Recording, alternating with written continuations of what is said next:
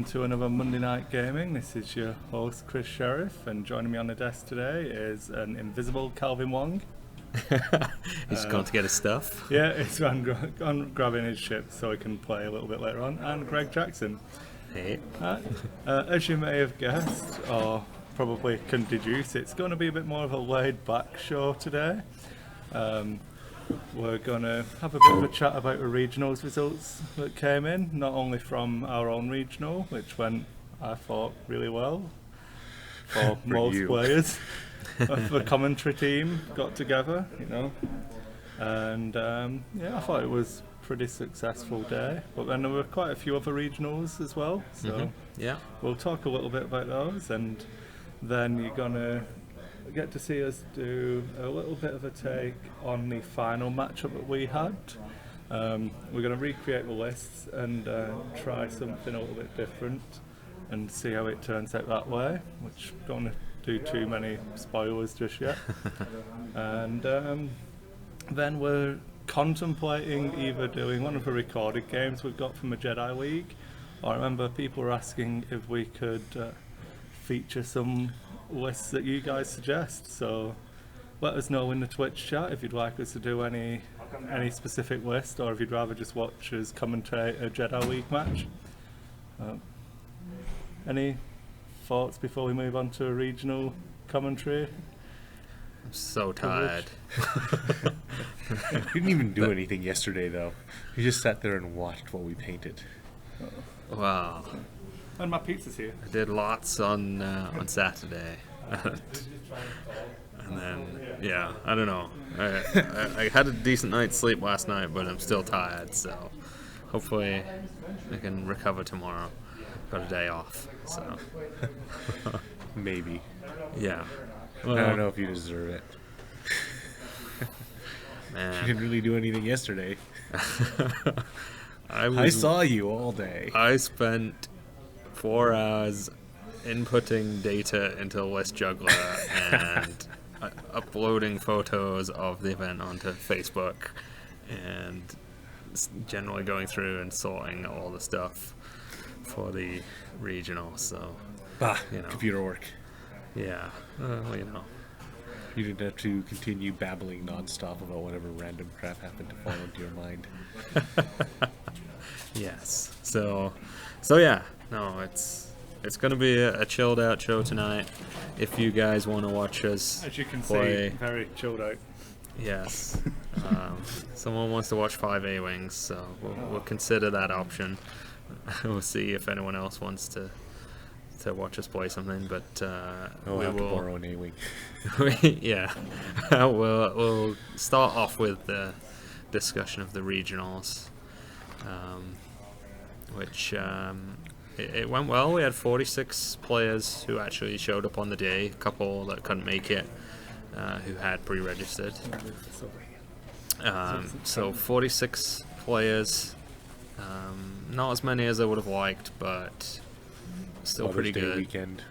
Yeah, Mother's Day weekend might have affected a few people. You never know if there might be people up in Edmonton area or whatever who, because of the fires going on up at honestly, someone probably would have come in from Fort Mac, but they were a little too busy fleeing the fires devouring their city. Yeah, priorities, guys, Tow spaceships. Yeah, so 46 players. We had a good spread of different factions. Yeah, you were talking about the faction breakdown and stuff already. Before we went on air, it was interesting. Yeah, I mean, it was 16 rebel lists, 16 imperial lists, and 14 scum lists. So almost even spread right across the board, which I think a lot of people, me included, didn't expect to see that many rebel lists. No, I wasn't expecting that much. I thought there'd be more pulp aces than there were. I thought there'd be more trip aces. Yeah. Imperial A-holes didn't make an appearance. I don't think it was the full 4. I think there was an actual... I believe I recall seeing it. Yeah. Megaleader, Wampa. But, Yeah. but just one. I think only Yeah, one. just Yeah. Yeah. there was what, one or two Imperial Aces lists, and then I think Yeah. 2 or 3 Palp Aces Yeah. lists. Double Yeah. decimators. Yeah, Bill one ran double alternate decimators. variation though, not the Yeah. standard one that we saw for a bit during No. the Store Champ season. Yeah. The breakdown stayed like that up until the top 8, Yeah. which yeah. was interesting. Top 8 was 3 Rebel, 3 Imperial, and 2 Scum. Yeah. So, you know, And all the rebels lost. they did. All the All the Rebels lost Rebels in the lost. quarterfinals. And then And it was 2 very, very similar So, matches. Yeah. Yeah. I think we should talk about the scum lists in general. I mean, was it 2 triple jump masters again, or 3? One of them was out there, and it was a bump master with 2 Okay. torpedo boats, And then- and of course I crashed and burned. Calvin's. Hard matchups. Brawl bots were pretty prevalent on the scum side. I believe yeah. there were 5. Yeah, something like that. Yeah. Yeah, quite a few robots. I thought going in, I think I was chatting with Greg Estevez was asking me what I thought the meta was going to be like, and I feel like robots don't do terribly against anything other than the trip aces, and even then, depending on your PS bid. I know Bob Brandel, Major Juggler's been talking about the viability of the PS8 robots coming back. I know myself, Patrick, Copy ran robots on a day, and Yeah, he took Twig- 1 VI. Yeah. I was actually considering double VI if I switch. Yeah. Just because the skill 8 is because there are so many popular things running around at 8 now. Yeah, I think like myself, Patrick, and Terence, Greg, you're a big advocate of the advanced sensors, which answers a lot of the questions that Imperials ask. Extra versatility on being able to get the boost in to force bumps that you wouldn't normally be able to do without boosting first. And it really helps in the lower skilled matchups against the bump masters as well. Especially with that action Yeah. guaranteed. Yeah. And yeah, I think they do okay against the cracked swarms as well. I think it can be dice dependent. If They're a little too if- healthy. Yeah, 8 hit points each. There's only going to be 6 crack shots coming at you. If you can control the engagement range well and maybe skirt around the swarm, you'll do well. If you try and joust it, you probably won't. Yeah. I feel like that's another one where advanced sensors helps more than the fire control, I feel Indeed. like. One other factor I'd like to touch on with that particular matchup is because you're rolling more green dice than they have red dice, sometimes they won't even be able to crack shot Yeah. because you'll just naturally have more evade results than they Yeah. get hits. And even though they really want to crack shot, it's not worth it because it Yeah. won't do anything. Yeah. I'm just going to throw out there as well, guys, we've done no marketing for today's show, so I wouldn't expect a massive influx of viewers. We've not put it on Facebook, didn't put any posts on. Everyone who watches should know that we do this now. We don't take breaks Yeah. because we hate ourselves, No. But, especially Chris. Yeah, and I'm off next Monday. I'll be driving back from Omaha. You Yeah. two guys will be flying solo. Yeah. Is Greg ready to set it up? Yeah. I 'Cause I'll probably be I running a got bit Chris late. to show me. Yeah, we had a practice today. But yeah, if you guys want to spread the word about today's show, feel free. If you want to keep it nice and quiet and personal, we equally don't mind that either. We're here for you. Yes, these guys were streaming yesterday as well Yeah. with some painting, Oh yeah. Age of Sigmar stuff. 7-hour so, painting stream as well. so yeah, that's 3 days in a row of streaming for you guys. So I'm quite happy to keep it, small and friendly between us. Yeah, those Blood Reavers take way longer to paint than I thought they would.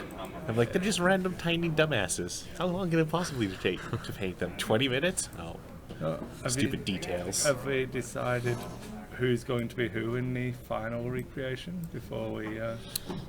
It is your choice. I'll- You're the one who wants to try the. I don't mind the taking the switch. crack swarm if you're not as comfortable, and we'll just talk about why I feel like we're switching. You've formed 4-ship rebels before, so you might be more comfortable with 4-ship. I will scum. fly whatever you want me to fly. So you Neither list is to my style, so it's up to you two. And then, so, do you want to start off with obviously the fact that do you want to do the top 8 cut and what made it through there? Yeah. So we had 3 rebel lists, as mentioned. There were two lists that were a Lothal rebel with a pancake, as Chris likes to call them. So Waffle pancakes. One of them was a Lothal rebel with Dash, and one was with Han. The other rebel list was actually a Corran, Poe, and a prototype pilot A-Wing.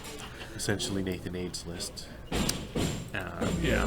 And so then the 2 scum lists were Ian,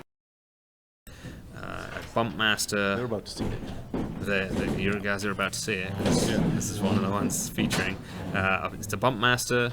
It is Palob, Cato Leechos, and a hired gun. A hired gun. Thank you. So they're all with skill 4 TLTs and title. Yes. So adaptability on 3 of the ships to allow them all to come in at PS4. So here we're going to see what happens when you don't just go, oh, I want them all to be PS4 and not lock them to the same initiative or the same pilot skill. We're going to try it out a little bit differently.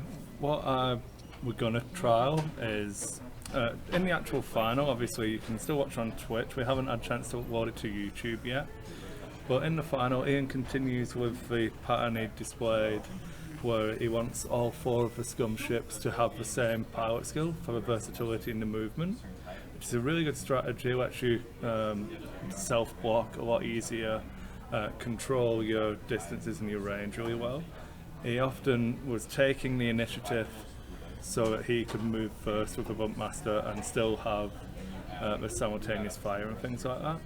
What we're going to try out is one, handing over the initiative. We're going to do the Bumpmaster still going up to 4. So that you can just use it as a turret this time. So we were talking about whether you go down to 2 and try and you still use it as a block even though you don't have initiative anymore, or whether we're going to just use it as an offensive tool. And I think in this matchup, using it as a turreted ship, get it behind them at range 1 and moving after them so you can still barrel roll out of arc is more of a threat than throwing it in front of the swarm. And then taking Cato Leechos and Palob up to 6, because you can't stay at 5, you have to go up or down.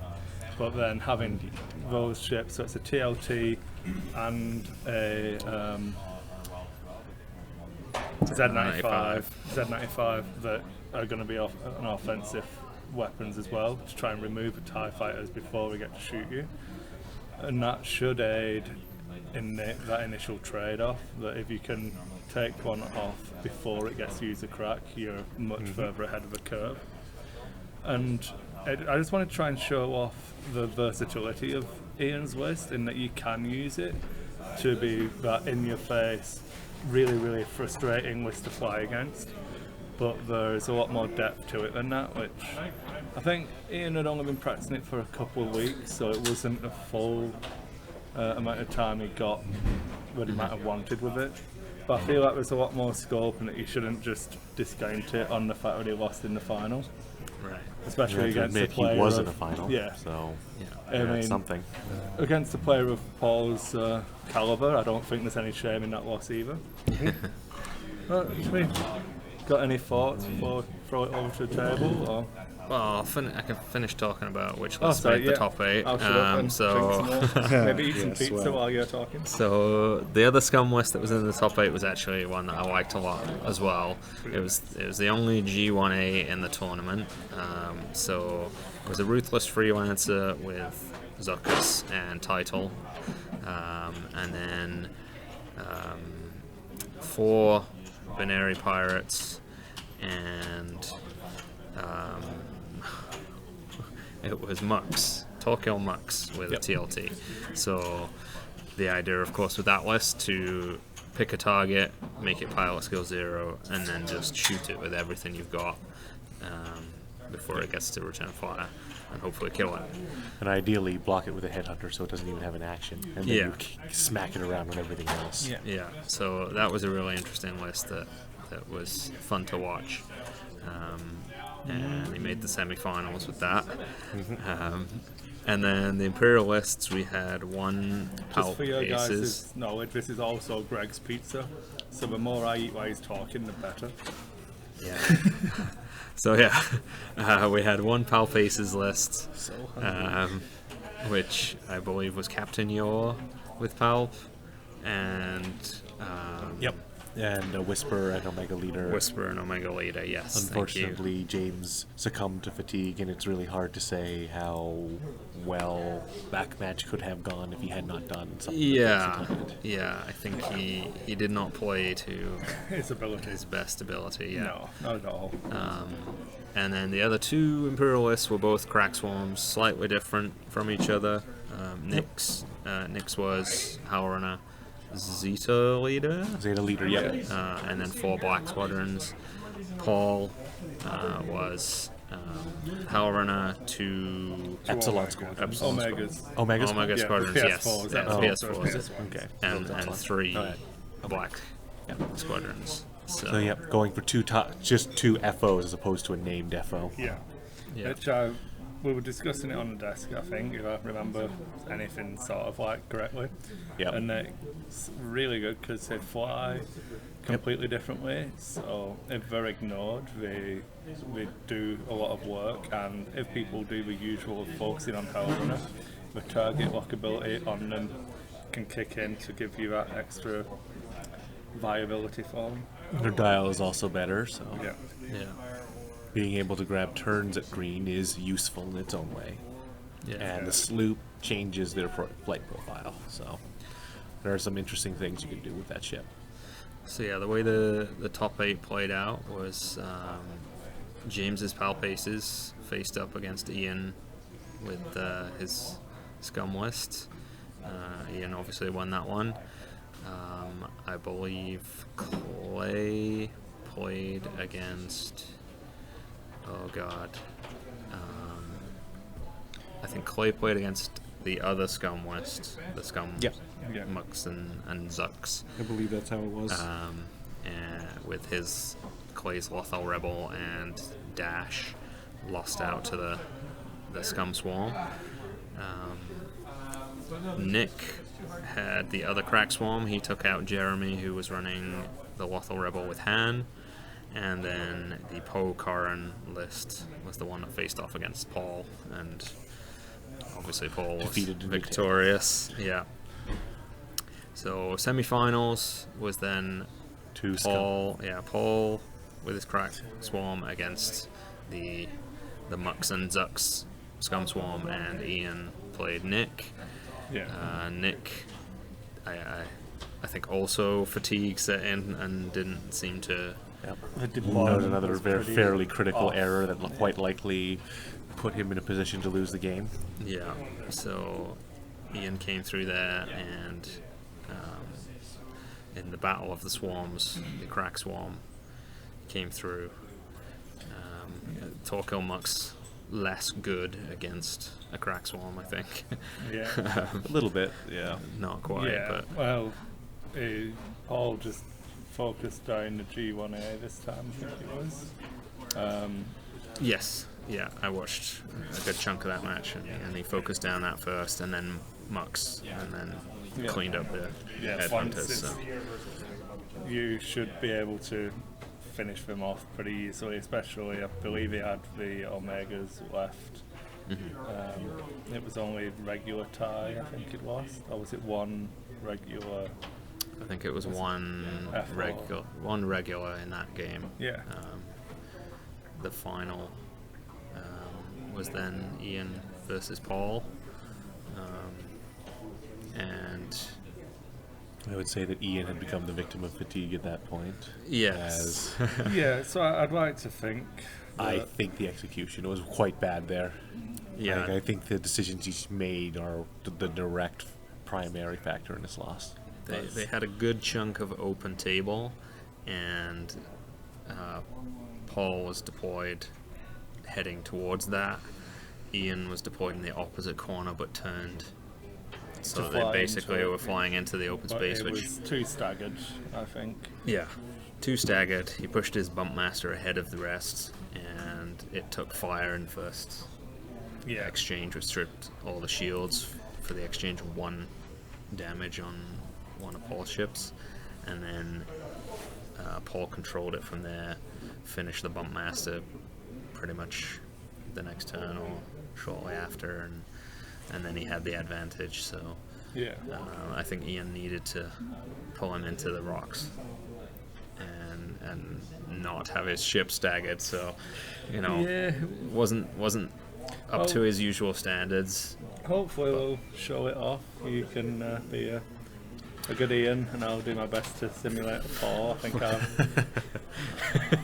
having never flown a 6 TIE Swarm, I think I'll have a more uphill battle to recreate Paul's playstyle when he was. Yeah, That should be interesting. yeah. So it was a good day. We had a long day of streaming, but and temperatures that were Yeah. you know I can't really do anything about that. It was the hotter than the sun. my favourite part was going outside to see if it was any cooler and it being warmer outside than still in the stuffy room. So it was like just after 12, Yeah, and it was downtown Calgary Yeah. on there was A no warm escape. day. No. Yeah. Warm, sunny day. Downtown Calgary is always going to be like I that. think it was pointing out obviously yesterday was quite overcast and a bit rainy, so Yeah, would have been nicer to have done it yesterday. So it goes. next time if we get offered the air conditioned part of a building, we'll probably move.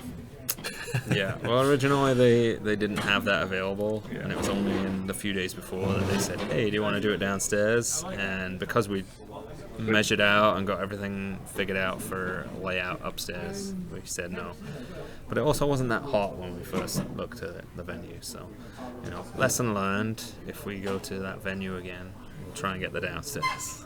Yeah. But Definitely so. you know, I'd definitely use the venue again. I thought we did really well for food and the bar being open, and yeah, I mean, I know, like, as far as I'm concerned, I'd much rather have it in the store. If we can guarantee the space is available, I'd rather have it in the store. What? Magic. I know some people like to have the option of having a beer while they're playing, so, Derek was definitely happy that it was in Norwegian, and then he didn't couldn't turn make it, so, he could have made it. wow. You Yeah, even turn up that's to true. the It was event like on the Wednesday exercise before, and- Yeah, where that was actually at a literal bar. shameful, Derek, shameful. Very disappointed in him. There was beer on offer and he didn't do it. Beer and X-Wing? Twice in a week? And he missed both? So, did you want to talk about results at other regionals on the weekend a little bit? Yeah, See, There are U-boats everywhere. not everywhere. Well, they kind of are. I've lost it now. just there we not in Calgary. Oh, I guess we should mention it came to the final round, and there were definitely players who could have intentionally drawn to guarantee top 8. 2 were offered, and both were declined. One because it was the player in 8th place, and he was not guaranteed with a draw. Because we had one modified 4-0. Yeah, so so- a win there would have gotten him, or 4-1 rather, and a win from him would have gotten him up into the top Yes. if there had been an ID. Yeah, so that was turned down, and the other one was turned down because Clay does not agree with the intentional draws. So Terrence offered the draw, Clay turned it down. They're, So they're what, both. what was Terrence's statement? You've not beaten me in 10 games. Are you sure you don't want to take it? Yeah, so these are both Calgary players, both in the Jedi League. Yeah. They've played quite a few times, and Terrence has definitely had the edge in the past, but Clay did not want to take the draw. He would have guaranteed both of them a spot. And I'd then go with the fourth ball. and Clay proceeded to beat Terrence, and Terrence finished 9th By with 5 MOV. by 5 MOV. So I'm never happy to see anybody lose, but poor Terrence, he had sad face, but he won his 4th Jumpmaster as a door prize. he did, yeah, So- yeah. Now he can run Some 4 small contracted consolation. scouts. Yeah, everybody's favourite. Yeah. The 4th contracted scout list. Is it if 3 are bad? 4 must be worse. And it most Well, in definitely a sense, is. they are worse. Yes. Yeah. Oh, it's good. All right, so yeah, we'll talk about some other stuff. So, obviously, Fantasy Flight Games had their regionals on Saturday. 107 players. Wow. A Whisper Omega your mirror in the final. Yeah. So, that was a pretty solid list. I like a Whisper Omega and your because It opens up the K turn. if you try and take Omega Leader down early and you've got your full list available, Whisper's getting more turns to pile a fire into you. If you Top 8, 3 Brobots. You know, so it's not really an easy choice either way. Yeah, Robots made top 8 quite a lot there. No triple jump master list in the top 8. No, Nope. double jump master and a slaver. Close. So I So still feel like that is But- going to be the stronger combination. And keep it- going and you'll see a bunch of triples. Yeah. There was one list like that at our event. Kyle That is finished apparently about second last, I think. that is apparently an old one there, since the one I just checked has more results. Yeah, we'll just refresh the page. Yeah. Okay. And there was a Biggs in the top 4, which is Yeah. Biggs is coming back. So, what about from Sweden? We'll talk about the results from Sweden. Oh yes, Yeah. Dash, Dash and Chopper. Dash and Chopper, and it was a Kanan Dash. And then Torpedoes votes, yeah. and then Biggs and and Inquisitor, and then all the Vader lists. Yeah, There was definitely a list in there somewhere that had a bunch of.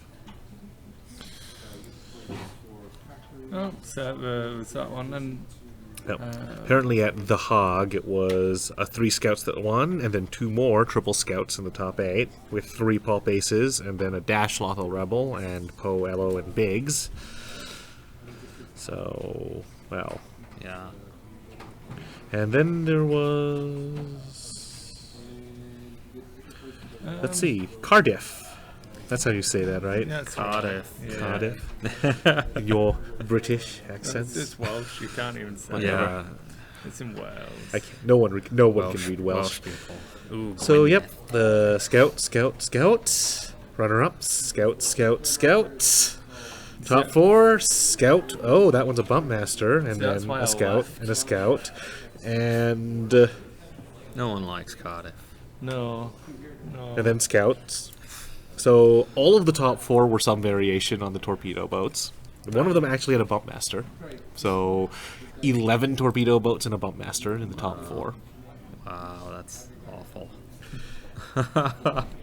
And then another bump master version, and then Kanan, Whisper VI, and and then Whisper again, except with aces instead of. I don't with actually Decimator. know what the results were from West Virginia? Yeah, because I believe they split into 2 days. Which one? That's the one that was that Sean was at? No, Sean was at the FFG one. Oh, okay. I It was see. Monroeville. Something like that. I forgot now. Martinsburg. Martinsburg, that's the one.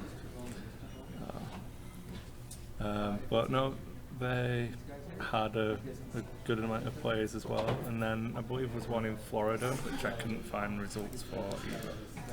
I don't know if they were up yet. Yeah. Sweden, Florida does not have a winner listed, but the top 4 is Omega Leader, Inquisitor, and Omicron group with Palpatine. And Wampa. Yeah, and Wampa. Scouts. One of them has flechettes, interestingly, and then the other 2 have protons. Then there's another. Okay, there's Paylob with expert handling, auto blaster turret, And 2 glitter torpedo stim, boats and then 2 torpedo boats. with feedback arrays. Yeah. Yep. We saw someone do something like that at Calgary as well. Aaron had feedback arrays on his. He took Andrew instead of Paylob. Paylob's a little more disruptive, more control. And then triple Aces. So there we are. Why is draw not cheating? Because it's in the rules. Yeah. For now. You may not agree with the rules, but what the rules say is technically correct. And that is the best kind of correct. All right, well, Buffering or what? well, that's all there is to say for the regional results, I If suppose. that we nobody know else of. is getting any problems with buffering, I suggest that Shifty tries closing the browser and then refreshing the stream. But if anyone else is having problems with buffering, let us know, and we can look at lowering the bitrate slightly. Do we lower it back down? Did you raise it back up? I did raise it back up. I didn't go back to a full level we used to. But because we were getting buffering when we were trying to watch ourselves stream testing it, but the level we're at now we seem to be doing fine. So normally if anyone's buffering at this end, anyone's buffering at the moment, it is at your end, not ours. Probably. Unless everybody is. Always happy to Because take the blame. it's usually your fault. Usually. So, the agenda for tonight, we've just been talking about our regional results and a little bit of discussion on some others. What we're going to do momentarily is Chris and I are going to jump over to the table and we're going to play the same lists that were in the final of our regional. With far more skill and finesse, obviously. All right, well, Not from my side. while but, you two pretend to be Paul and Ian, I'm going to pretend to be you. I'm going three to of use the worst British accent you have ever heard. So Chris had some ideas for things that he thought could have been done differently in the final, so we're going to give that a try. Yeah. And see how badly we can both fly it. And hopefully Ian and Paul aren't watching. Or if they are, they can heckle you from the peanut gallery. That's fine, and then we're probably going to look at doing some viewer submitted lists. So someone's mentioned he'd like to see a 5 A-Wings. We're still looking for a list to face off against the 5 A-Wings. Yep. So we'll probably get Calvin to fly those, seeing as he's an A-Wing connoisseur already. Not really connoisseur, but well, if you've gone back and dug through the archives, you may have actually seen me win with 5 A-Wings, but those had rockets, so Yeah. and that was escalation. Yes, final round of escalation, 530-point A-Wings. So I thought it was stupid going in. Coming out of it, I still think it's stupid, but it's stupid in the best way. In that you will just randomly roll up, go, goodbye, Poe. So I should throw it over and we'll get the game started, 'cause I don't want to be here too late. Yeah. And there we go. So now me and Greg need to quickly run across to the tables and get started. I'm going to see how much of your pizza I can steal. Probably move the microphone a little bit in case you get to hear us, as it should still pick up Calvin's booming voice from here. You want to record? Or? Yeah, we'll start recording as well, because I'll let you go Have around. some pizza. Oh yeah, don't get your pizza. So when you want to start the timer, that one, it'll disappear down here when you minimise it. Yep. And then Well, I'll wait for you guys yeah, to get so to the I'll- deployment point I'll before I point them start out that. as you ask, if you like. So we're going to go on a scientific selection method for rocks.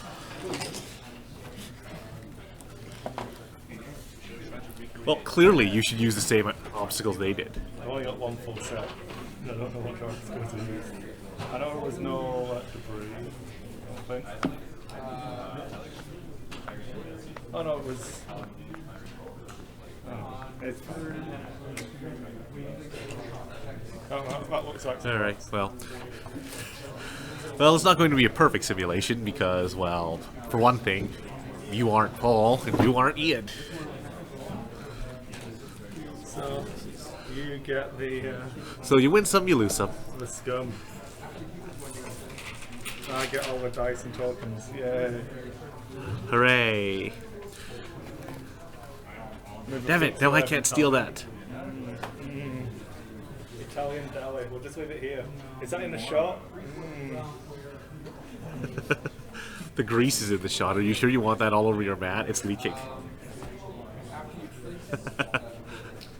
I'm not even kidding. Like, there's actually a grease stain here now. We were going to swap it over so that I feel like Ian should have given the initiative away. Is the microphone actually picking me up? Is the green bar bouncing as I'm talking? It's only pushing about halfway up there, but I think it is getting. I'm sure it can kind of make me out. I'll try and have a more booming voice when I talk about stuff we should probably hear. Yeah, Greg may as well not bother. Even though he's sitting closer to the mic. Yeah. So I feel like, were I in, I would have wanted to hand the initiative off, just because I don't want. The TIE Swarm has got repositional capabilities. Yep. So I don't want to give them That option. Yeah. option. I believe it was 98. It had initiative. It had the choice regardless, as I recall. In order to simulate what we want to simulate. In that case. I suppose once you've finished your deployment, that's when I'll begin using the worst British accent ever.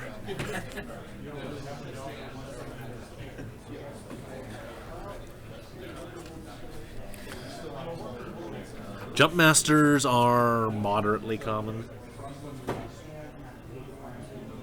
but Florida had millions of them.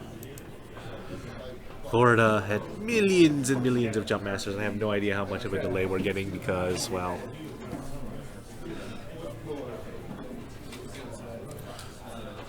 Here in Calgary, Jump Masters are wildly unpopular in any quantity greater than 2. It's the strangest thing, but it actually is almost a rogue list here in Calgary because of that. Calgary does not really like to play exact meta lists unless they're aces. And they love it.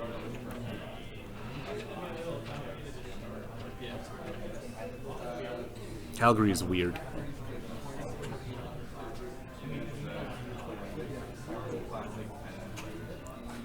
So you still have to deploy your Jump Master first and then choose whether you'd like to adaptability up or down. I feel like the right choice was to adaptability up to 4 to take advantage of simultaneous fire. Especially now that you've given initiative away. In this particular case as well, you haven't created the same open space, and I believe that was a mistake on Ian's part. Like, his list thrives in a cluttered, disorganized environment much better than the Crack Swarm does. Yeah, so I was aiming to create some open space, but couldn't quite get enough. Now, we'll be starting the timer as soon as deployment is complete just to get the better simulation, although arguably since this was a finals, it would not have been timed anyway. We don't have forever.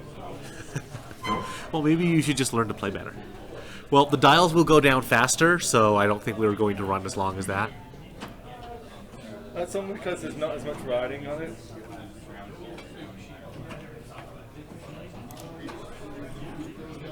Oh, Chris, you neglected to correct the data, so I have to do that for you now. Yep. So I already believe I'm setting this up wrong. So I feel like Paul was putting the Omega's weapons in the back.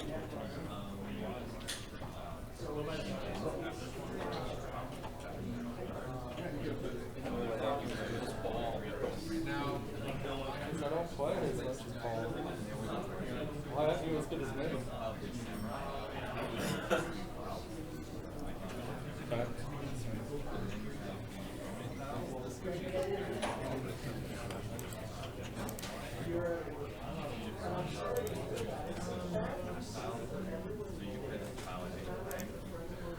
Alright, were the numbers updated yet, or you going to, or does that have to still No, be the done? numbers haven't been updated. Would you like them? No, the numbers are 3, 8, 13, 43, 34. Okay, they are updated. So, do you want to know which one's which?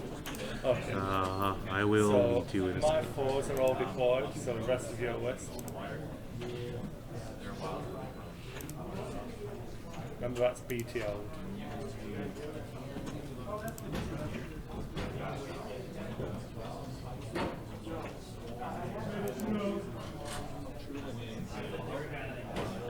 If you need a guide to the slang, you will probably be able to find one on the X-Wing TMG subreddit on Reddit. I don't know if there's one on the Fantasy Flight forums. A guide to slang and terms and shorthand regularly employed by the community.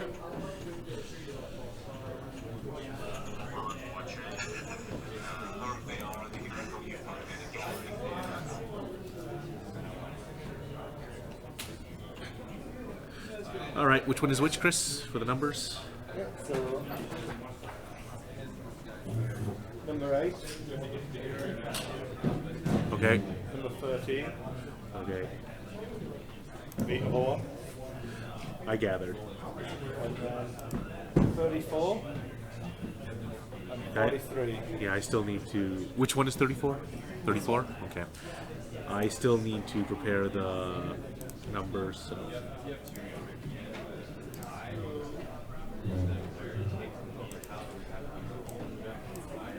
So this one can be what hell run it is. Yeah. And then it's all mine, all mine. Yeah.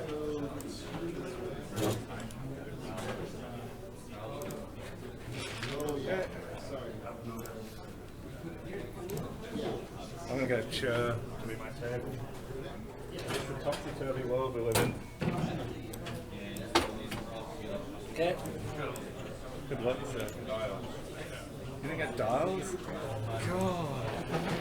Yeah, whose fault is that? I don't know. I just got base inserts. I thought that was enough. Yeah, there will be games tonight. There will be... Well, this. We are recreating regionals. Finally. So now, good luck. Good luck, man.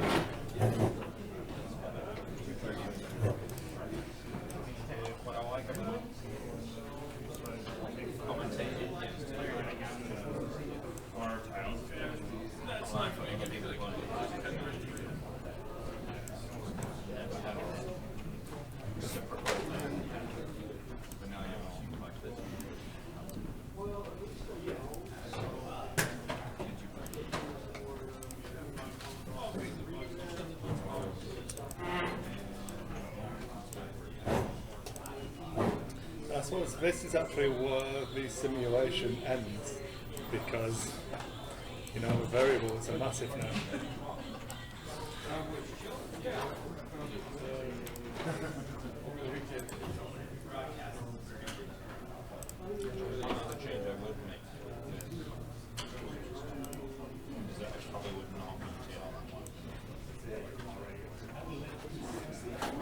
I think the reason it BTL'd it is it used to find the stress hog and wants that extra damage output against shuttles and decimators and BCXs. And to be totally fair, it is a lot. It is a useful damage output. Like it can even allow the Y-wing to attempt to take tokens off of multiple ships. Yeah.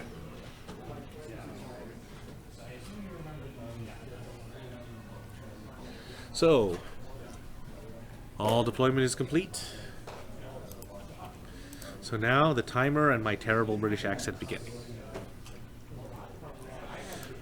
So, And yes, I am Everything doing this just and to everything is mock you. 4, 6, and 6. So, that one's Hellrunner, so she didn't go first. This guy, we're all doing the same. That's curious. We seem to have missed some chat on this. It's odd. Where did that go? So I feel I need to be aggressive in this matchup and try and cut off the warrior escape. Would it be?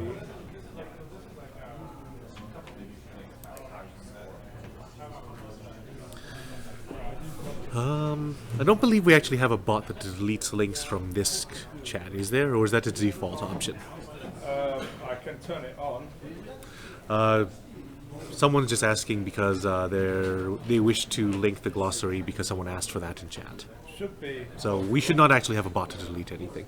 So it should be just fine Don't there. too late though, because then you get people spamming links and then I have to find the bot and install it. Yeah. and activate it.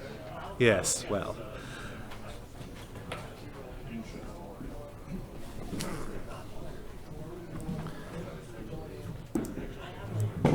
Anyways, one of the big differences we're going to go with here is that we're going to have the TIE Swarm move first, so...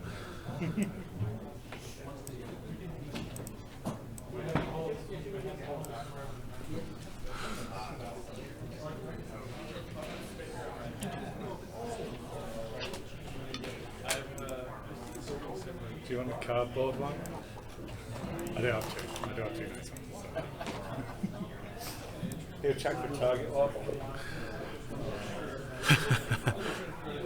He will clearly be out. And here we are. A quick roll echelon left to get everyone into a little bit more spacing there. That TIE fighter appears to be pointing off the board.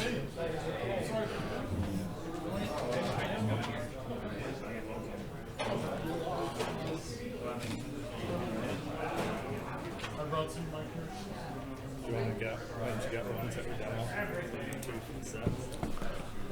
And Greg is electing not to engage head-on, and well, that is a fairly reasonable decision. As to go and joust with a TIE Swarm is usually not a wise decision.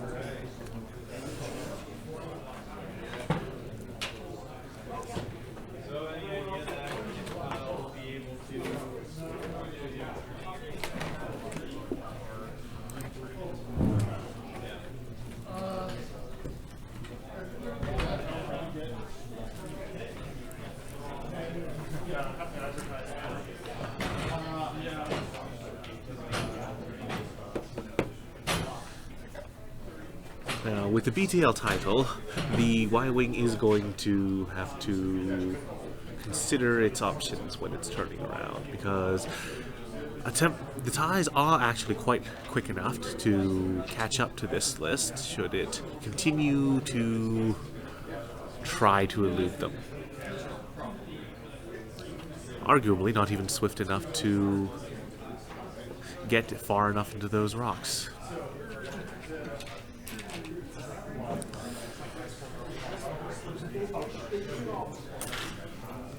The primary difference we're looking to have here is that we won't be engaging with that Greg will not be engaging alone with the Jumpmaster against the entirety of the swarm.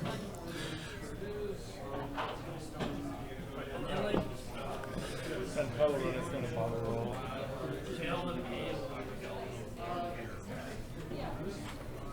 Alright. Chris will be looking for the position.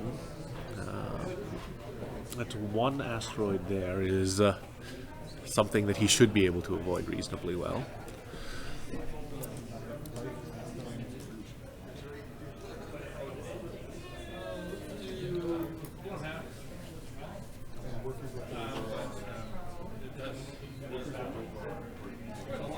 Chris, you've got a question in the chat. Yep.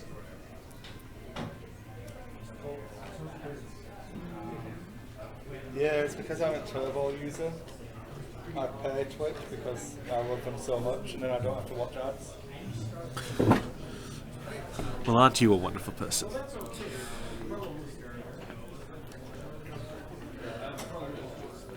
I'm a little surprised neither of them's broken out laughing at my fake accent by now. It's because everyone thinks that's what you actually sound like. And so people think this is my normal voice. No, I'm talking about the two of you. Because you're actually Brits. So this should sound like grating. Perhaps vexing.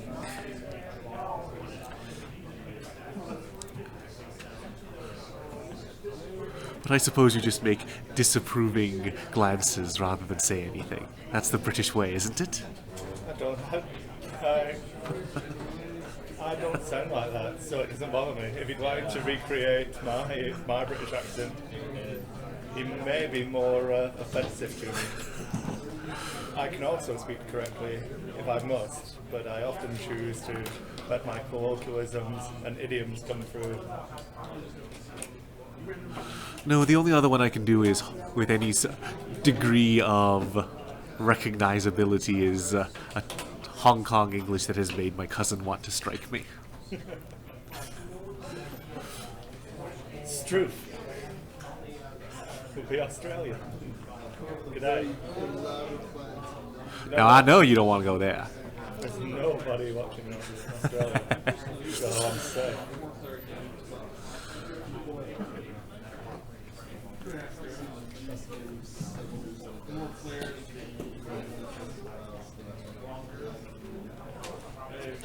Now, there's enough room for him to turn around, but whether he's going to take the moment to do so, well, we shall see in a moment. In the setup that Ian was using in the actual tournament, well, he chose to have initiative, and he was forced to be quite aggressive because he chose to have initiative.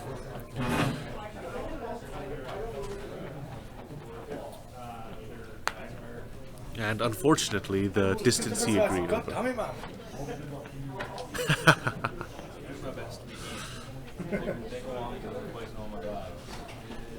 I believe we can do without that part of the simulation.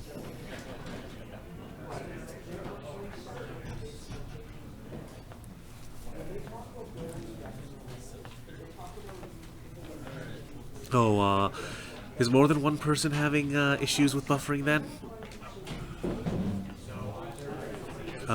What Chris did was reduce the frame rate. I'm not sure exactly where that is, so I think it's on the OBS, yeah? Alright. And then you choose output. What was it that you reduced it to last time? 1500? There you go, 1500. Alright.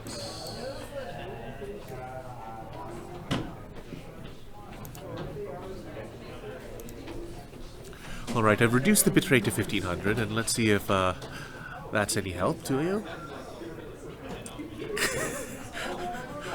Alright, at least Greg's starting to laugh. So I'm going to check for target lock on the Y-wing.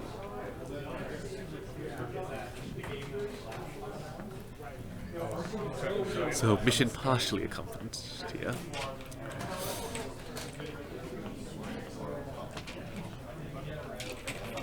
I'm going to give you the bees, my friend. You're keeping this up.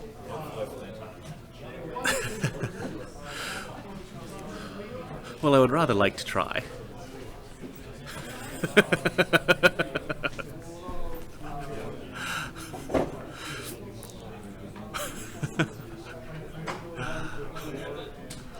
As long as it's getting a reaction, I am content with that.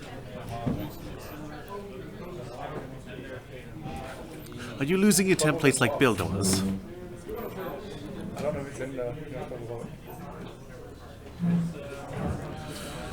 Well, the simulation here is only going to be really a duplication of the list. We're not even having the same players, let alone the same setup. After all, one of the points of contention is that Ian's setup and choice to retain initiative was not correct. Also, that his asteroid placement and choice was not correct.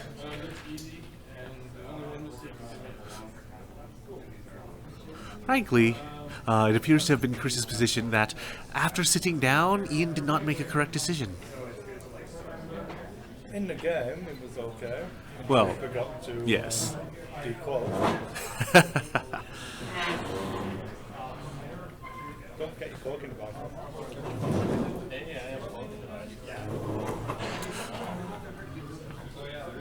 Well, Greg did watch this game, so I rather think he should have been aware of that. He didn't give me any of the cards.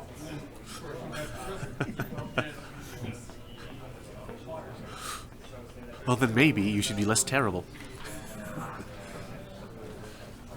Less horrid.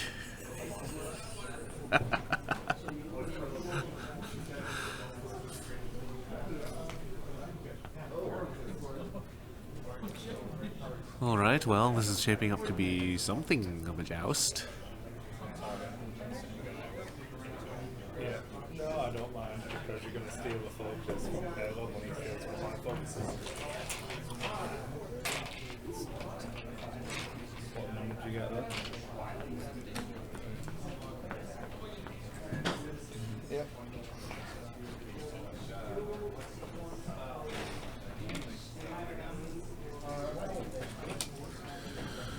Well, we've reduced the bitrate to 1500 already, so if you're still having buffering problems, I cannot help but suspect that it must be on your end. Terribly sorry.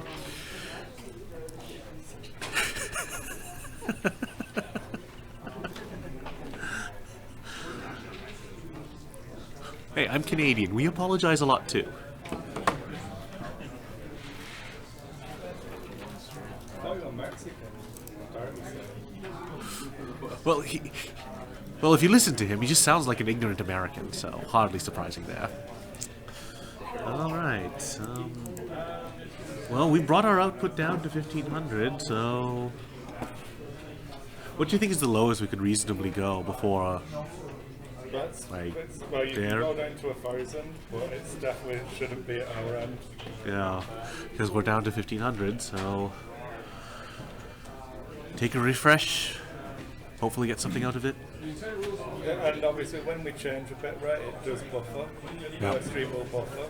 It was done some time ago, so it should by now have been corrected.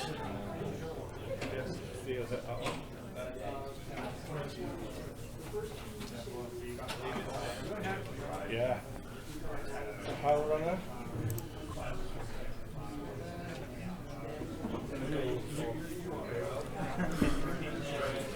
Despite all of the accents that you might be hearing, this is in Canada, Calgary, Alberta. Power runner into payload. Alright. Power runner will get hit crit to start on Caleb.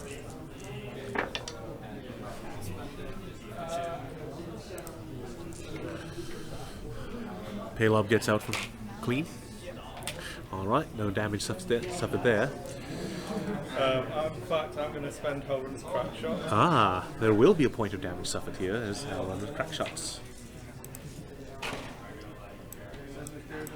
Okay, and then Paylob and Kaito now go first.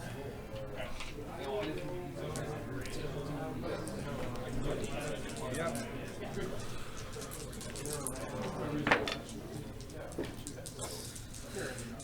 Alright, who's this TLT against again? 1 damage on number 8. Number 8. Alright.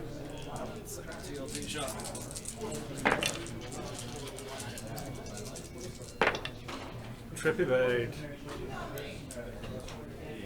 1 damage onto numero 8. Now, Catoditos. Yeah. As long as he doesn't forget who we are. That's all I ask. Who we are is becoming very popular in the war game. Yeah, exactly. You've already forgotten who I am. 2 evades. That's right, you got it.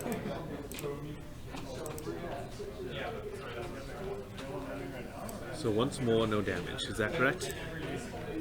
1 damage, just 1. So we're going to do Four's shot first into Paylob. Power runner reroll. Nothing. Well, what Chris did last week was reduce the data rate, but we've done that and it doesn't seem to be helping. So,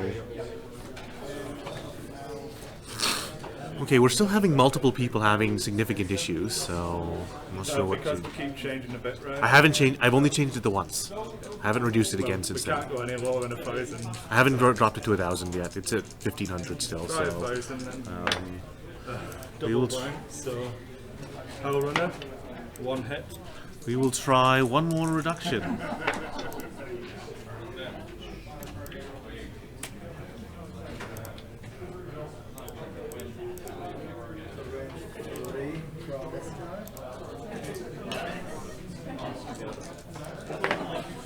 Hell runner. Hit crit.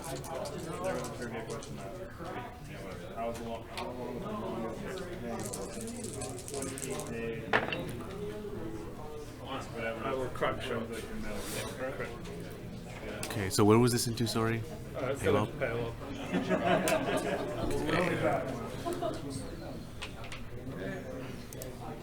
Then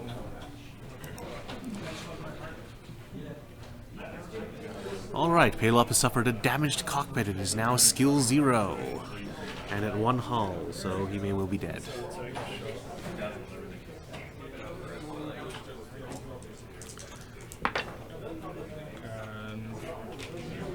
Alright, we've... one hit. Fine, sorry. Hell runner.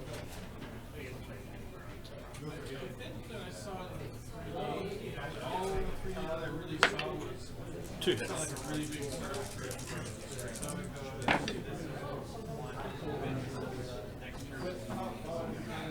Crack shot. Yeah. So number 3 and number 34 have also spent crack shot.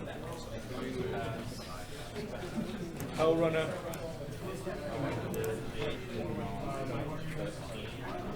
No, I got 0 hits. So you've still got half your crack shots then. Alright. Okay, that's all of my firing. Alright, at this point, if it's still having buffering problems, well, that's probably somewhere on Twitch's end as well. We've gone down to 1,000. Which is lower than we've ever gone. Getting out of the HD realm of streaming Yes. now. Yeah. Yep. On number 8. Alright, that's going to be 3, so can he get it? 1 damage on number 8. He cannot. All focuses now. Triple focus. Yeah. Double eyeballs. Well, the focus still bought a point of damage, so... Yeah. On number.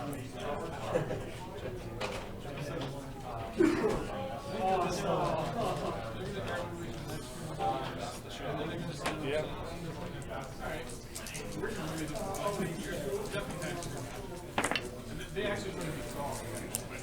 Hit crit. And he's dead. Takes a critical. Which is a stunned pilot. And is removed. Is he still stunned if he's dead? I think so.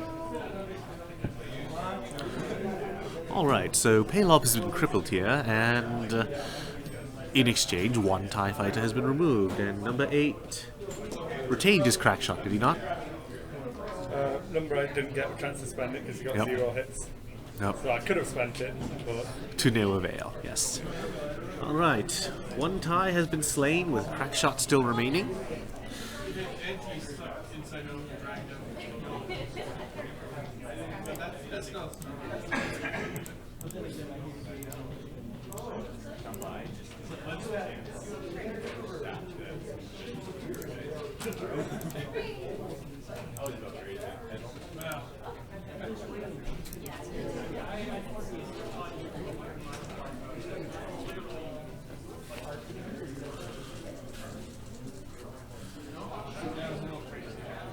Alright, now the scum list is going to have to turn into the edge of the board if it wishes to engage. The TIE Swarm has a fair bit of space to fly around in. Not good.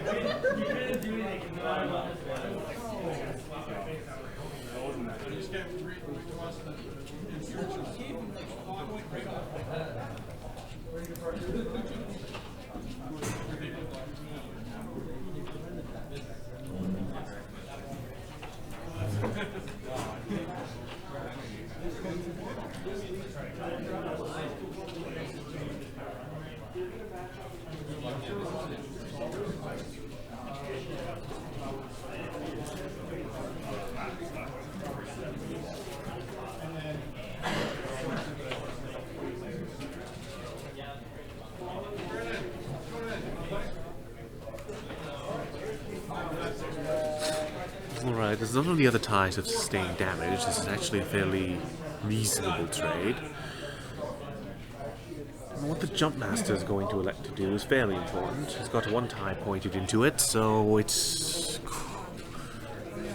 may not wish to gamble on turning into the fight to bring a third die to bear.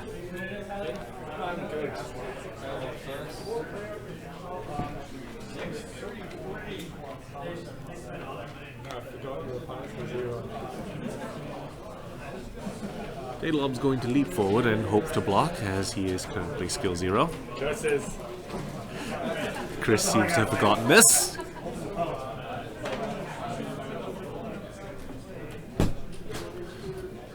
And now his skill 4s will go.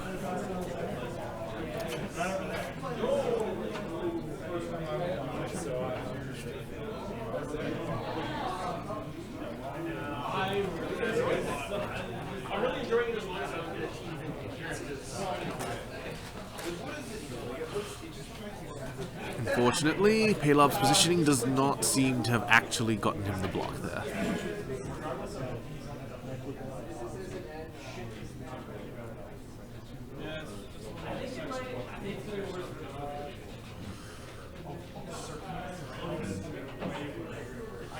Electing to roll in is going to put him in a very dangerous position for those scum ships.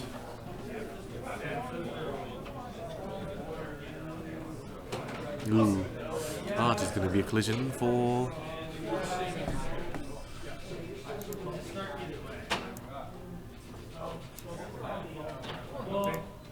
number 13.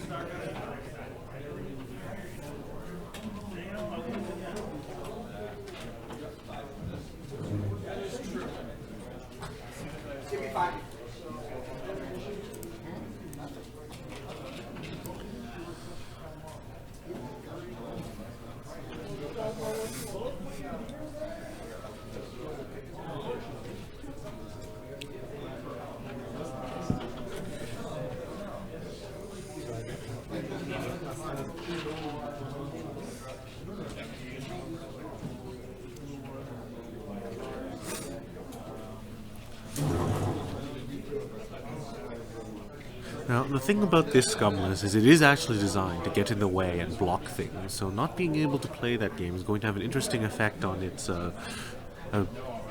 overall game plan.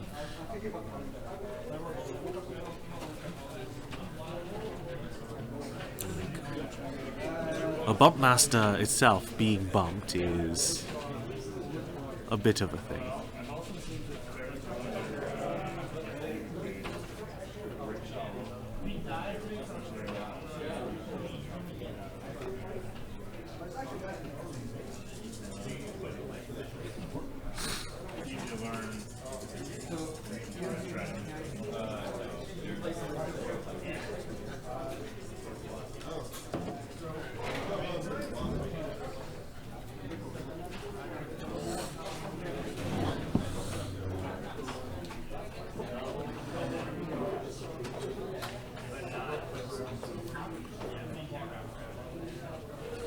Alright, and Howlrunner is going to elect for R2. This is going to be a...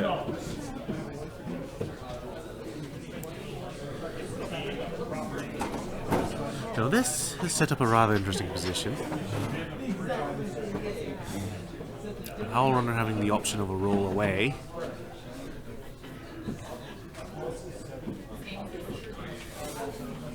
If only the TIE Fighter had a boost, that would be rather helpful. But, unfortunately, no such luck. You can have it. You can have that event token. It's charity.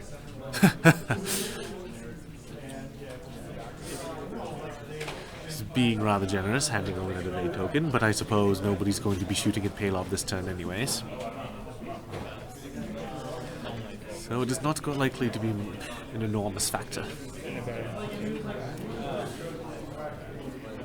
Alright, and now we are at Howlrunner's shot. That's the choice I wanted to give you. Take me away and say what's expensive. If you're going to shoot at your Jump Master, Indeed. One hit. One hit from Howlrunner. Evaded. Yeah, easily evaded. Even if Crackshot had remained, it would not have been useful there. Alright, and now an attempt to remove number 3. This is going to be a rather subpar shot from Mr. Liachos. Ah, and tokens make it much, much better. 3 evade. It's cheating. You're doing well. Ah, TIE fighters. Sometimes they simply refuse to die.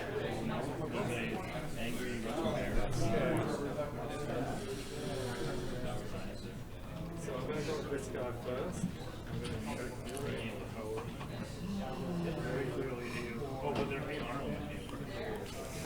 Unfortunately, number 13 does not look like he will be benefiting from Howlrunner's ability. Cattle. Firing the Headhunter for nothing. Unfortunate.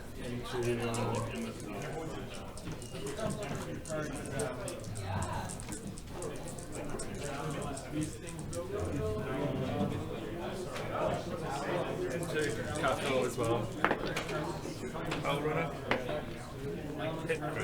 Very much attempting to persecute the Headhunter here. Fortunately, he's not got his focus anymore, and he's going to take those 2, despite once having had a focus.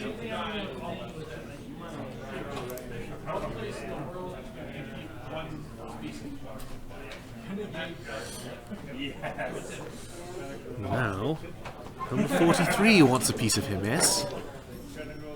Check for hole. One crit. Crit gets through the best crit. The best crit to have when you've only got 1 hull remaining, yes?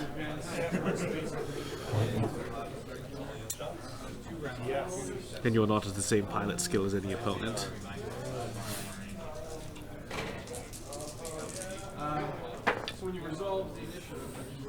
The Y-Wing's going to make a very good primary attack. 3, 2 crits, naturally. 1 evade, so Single so evade. double crit. Number 3 will suffer 2 critical hits. Damage cockpit. And Woo's stabilizer. So if I do white maneuvers, I take stress, and then points with 0.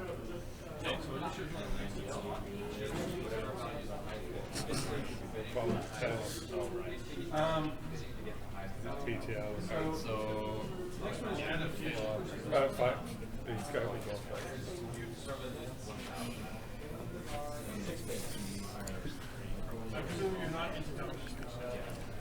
Right, and the final shot is going to be the Jump Master. What's... TLT still. Oh, Palops TLT. Well, the Jump Master should be now, at least.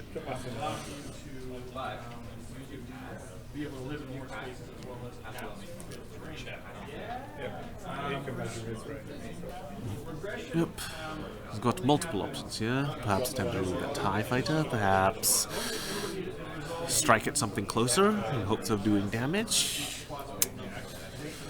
None of these options are looking particularly good. The Jump Master is not in a strong place. He will attempt to finish number 3, and he will stuff it up.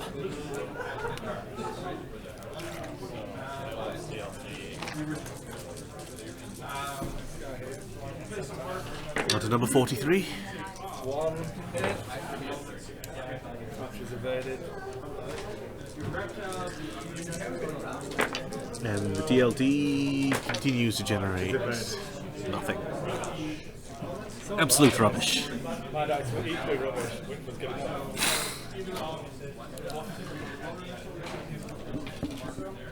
So who do I have Crackshot left on? According to this, you've got it on number 13 and number 43 for those who are still alive. 13. The rest have been slain in glorious battle.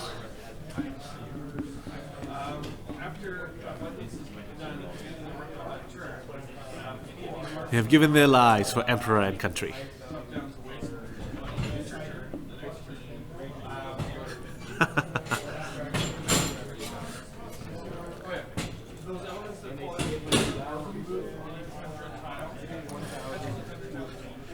You should totally run now, Greg. Because that's the genius way. No, this is not. This is in no way a recreation of the match. We are simulating a theoretical alternate approach to the match.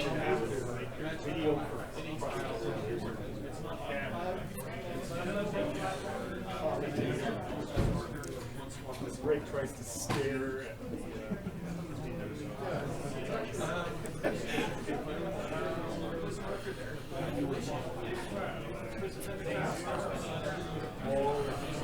Alright, this recreation is going decidedly better for the Scum list, as he only ended up slaying 2 TIE fighters by the time his list had been wiped up completely off the table, so...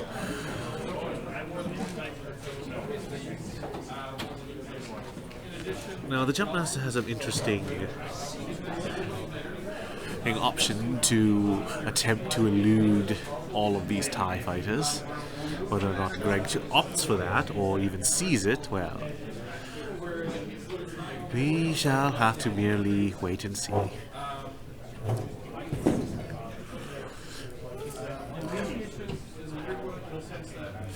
As we have the finals recorded, there does not seem to be much point in having a move-for-move recreation of it in any case, as we can just dig up the replay.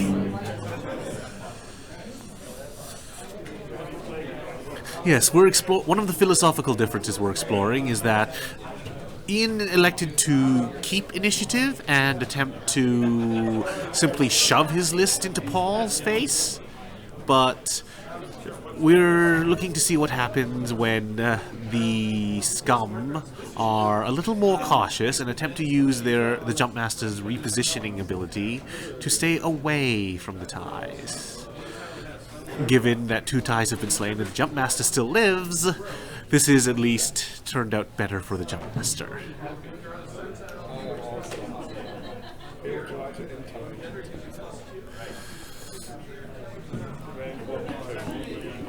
Yep, he has forgotten Intel agent. It's not forgotten, he doesn't know. Oh, yes, well, Greg was watching the game, so he should rather remember all of it. Although I suppose he is not as familiar with this list. Chris was not kind enough to produce the upgrade cards for him, so...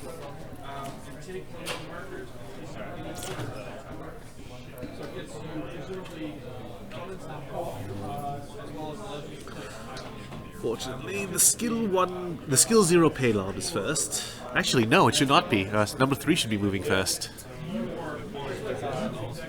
Because he is also skill 0.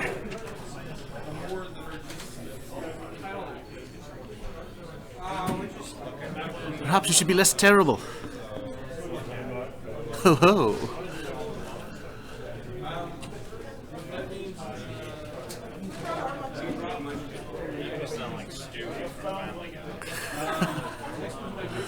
Are you even speaking loud enough for the microphone to be picking you up?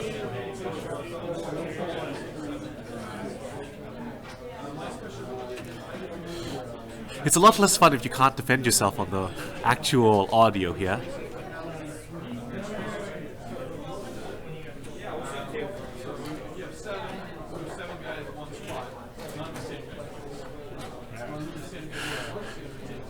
See, the thing is, both Greg and Chris are of British extraction, whereas I am Chinese-Canadian, so nobody I'm related to speaks anything like this.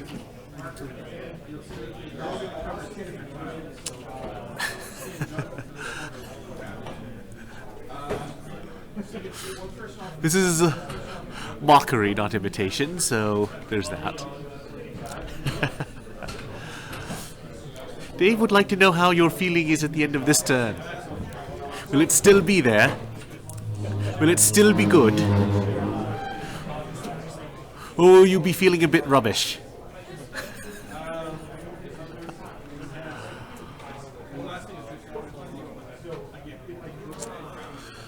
Well, Chris has successfully executed a pair of Koyagons here.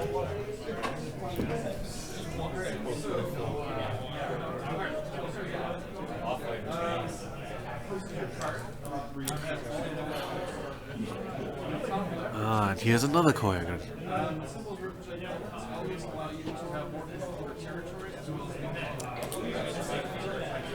Now, for the £1,000,000 question, what did Greg do? Did he Segnors? Did he Heart 2? Did he just attempt to stay there?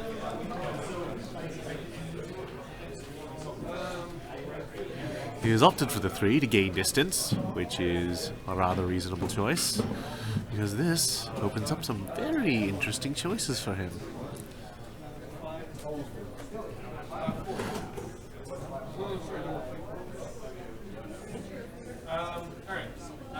Here's a barrel roll in an attempt to slip the arc of that coil-grinning tie FL.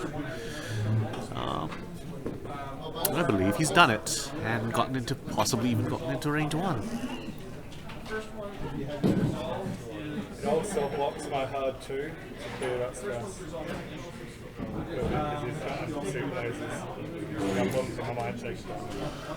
It looks like you should be rather more worried about that asteroid than you should about a collision.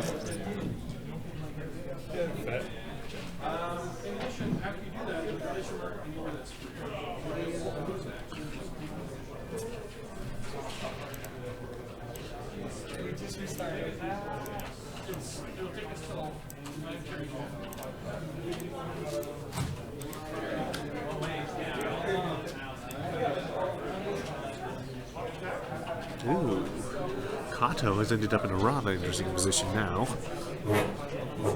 depending on where Howl Runner has elected to go. Ooh. This could be a very risky position for Howl Runner. Because of that token theft, well, his options are limited. He is indeed opting to do as I suspected he might.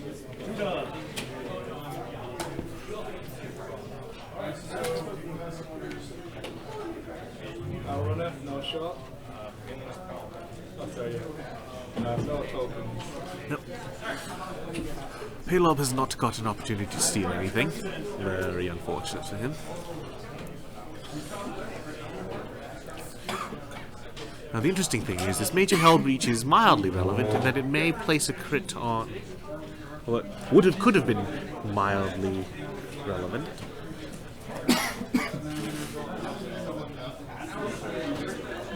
That is correct. Number 8 is dead. So him having Crackshot left is rather less than helpful.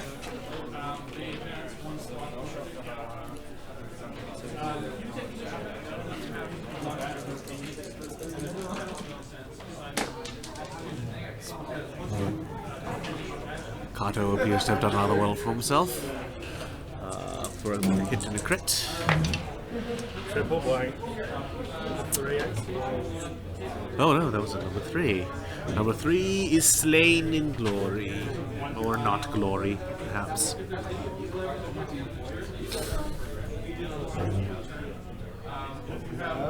have to do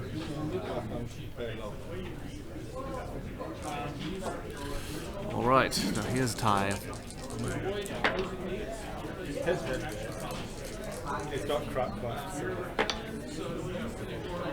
doesn't need to spend it. No, he does not.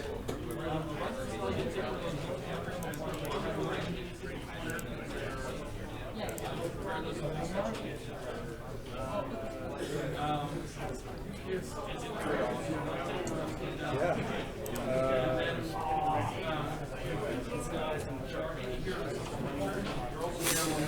Palob and number 3 have both been removed before their opportunity to fire, so the damage is actually going to be rather light. Number 3 is going to attempt, number 13 rather, is going to attempt to remove Kato Liatos. Crit. Well, he's already got the hull breach, so you're not going to be particularly concerned with that. Crack shot, but I won't spend it. You have no real need to, as he is slain now.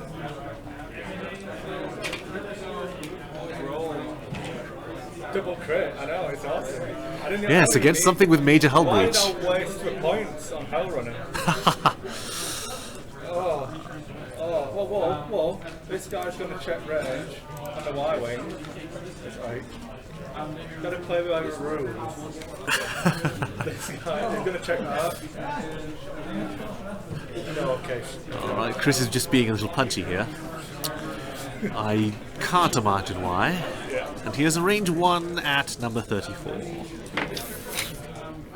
Unfortunate. The dice are rather refusing to cooperate.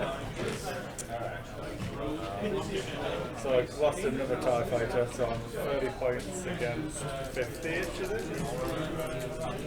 I've not actually updated the scoreboard, so I'll just do that swiftly.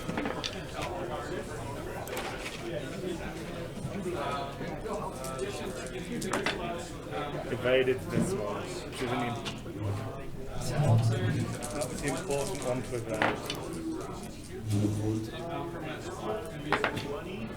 Takes one onto Holo.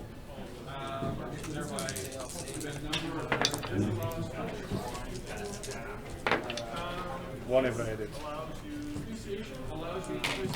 So Hull Runner will suffer a single point of damage from that TLT then. So I'd like to think that we're showing how much more damage could have been done, potentially, if Paul was as bad as 6 TIE fighters. It is worth noting that although I've But if Paul was as terrible as you, he'd never have made the cut. True.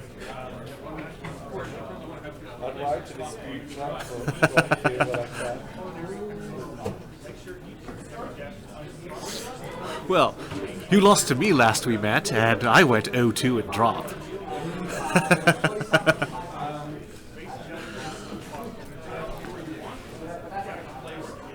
So clearly, you would have tasted defeat.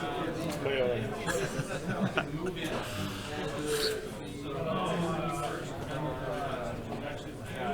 Can there be any doubt, really? Where was that?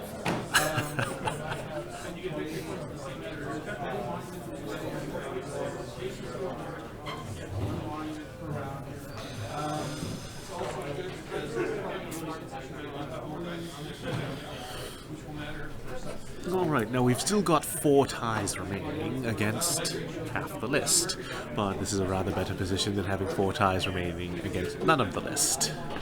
Especially since the Y-Wing is at full health, and the Jumpmaster is actually quite close to full health. The TIE Swarm's formation has also been completely disrupted. Yeah. What sort of madness has he dialed in? I can't actually see it from here. So. Oh, your 0 is number 3. Oh yeah, so my 4s go first.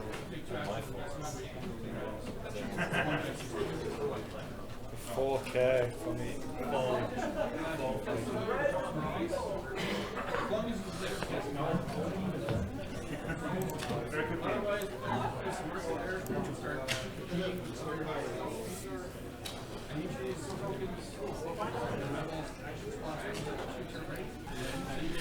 You see, Dave, the point is that this is my worst British accent.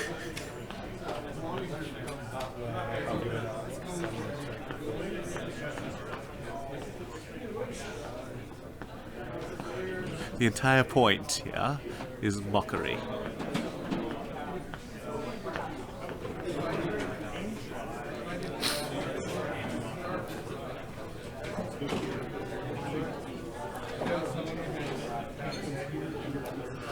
Well, looks like he's going to collide, so he hasn't got a shot this round. For that FO. Which is reasonable. That's actually not a terrible position for the hired gun, as he'll be able to primary and fire his TLT. The Jumpmaster is going to hard 1, and, well, he's now well out of it. Rolling in is only going to gain him so much value, as at best that's going to push him from range 3 to 2. At best. You can probably get the right in the rock. From the corner to your corner. Well, possibly, if he can get an unobstructed shot there, it's not a terrible shot, but it's going to be against a fellow with an evade token. So he's not going to be particularly concerned, I don't think. Howl Runner is going to cruise in and be in position to support those ties that tie that is firing on the wire.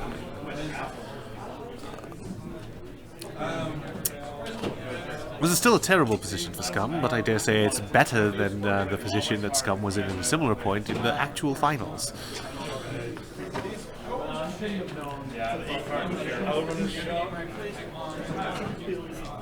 And Howl Runner will now fire. 2 hits on the wire. Natural. Oh, I only had crack shot.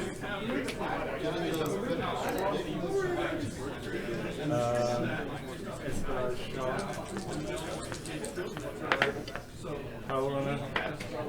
And spend it. Alright, Focus is going to get another 2 hits. But Stop! Let me use my crack shot, man!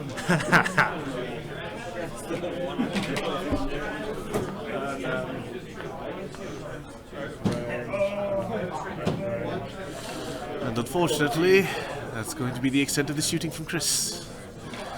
Greg is going to take the range 2 shot from the Jumpmaster onto that tie. Natural 2 for him. Not bad.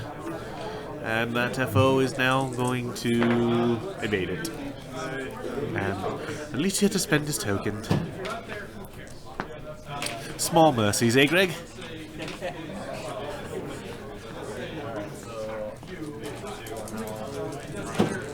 Firing the primary Howl Runner for a crit. Evaded. Only through the use of the token. The TLT will go into Howl Runner now for the triple blank. Bollocks! Oh, it takes another one.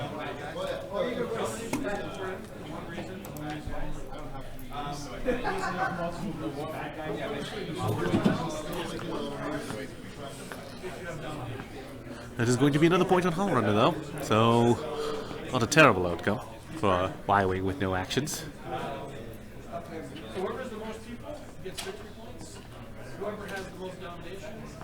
Of course, Chris has been rolling absolutely horrid on Howl Runner's evade dice. Absolutely horrid.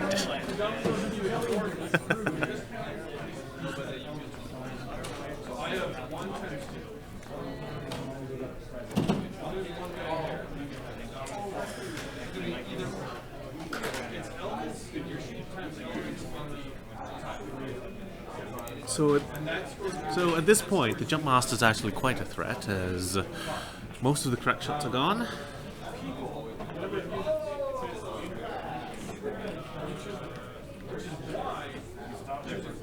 And Chris is starting to run out of hull points on his ties. Howl Runner is at the very end of her rope, in fact. Of course, whether or not that third hit can get through remains to be seen.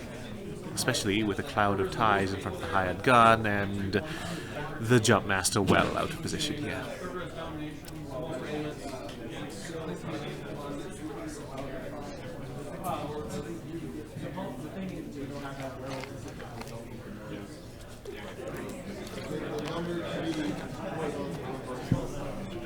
Now obviously one thing that weakens a simulation here is neither of these players is the player that actually played the list, but, well, I do hope that this is a good demonstration that, with a very different approach, the Scum list could have done substantially better than it actually did. After all, it is a very execution-focused list. It's all about the timings and interactions rather than about the raw dice efficiency.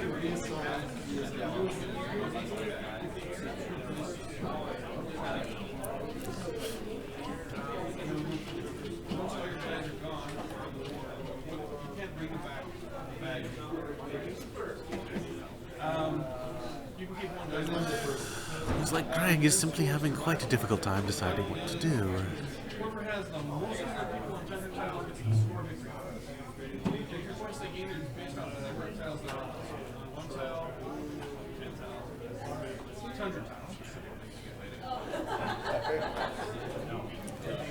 Set.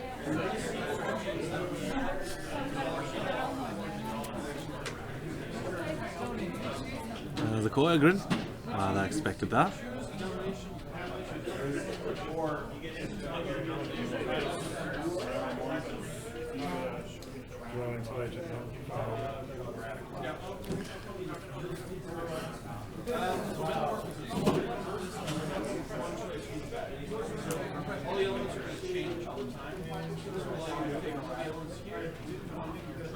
Number 43 is going to elect to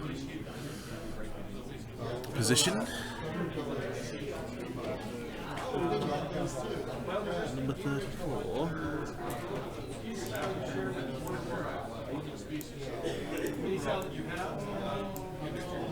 We're going to come in on a long run because Chris really wants that Y-Wing dead.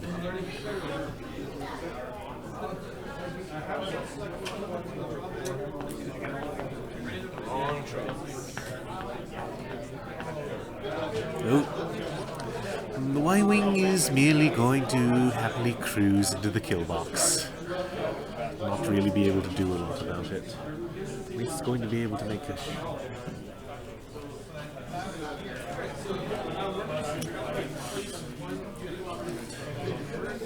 Honestly, I don't believe we were ever going to see a slow play. Ooh, it looks like Greg has erred in that he is going to strike that asteroid.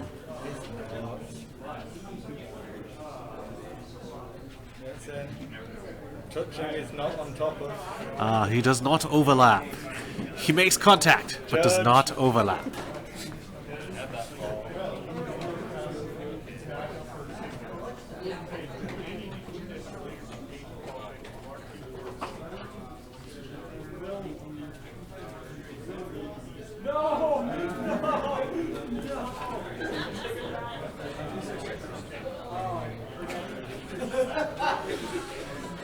Howler is also going to opt for a Koyagan here.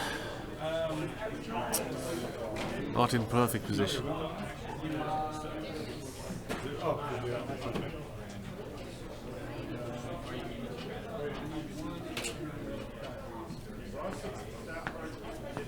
Okay.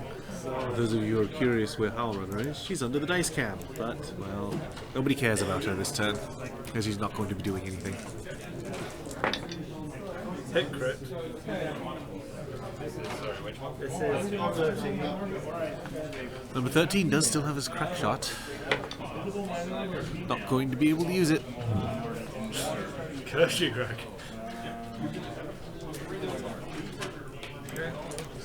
Then Console fire for the hired gun, but I don't think he'll care. As number 34 spend the target lock. spends his target lock. Hit. Makes it a solid 2. He lives.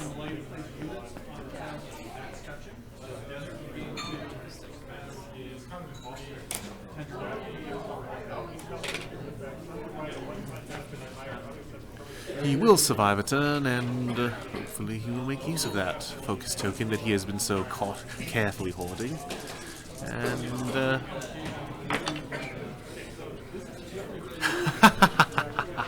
Is this one? hit and a crit. Evade 1. So, this is 34. Takes a crit. Major explosion.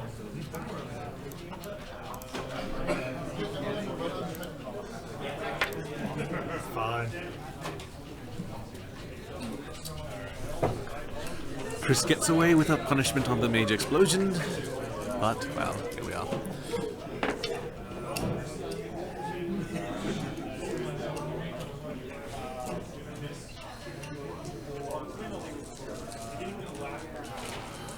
He's simply going to leave it rather than spend that target lock.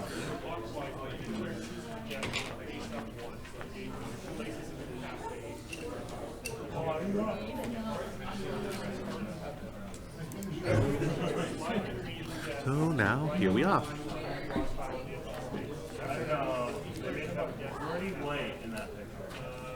Hired gun is nearly perished. I doubt he'll survive this round.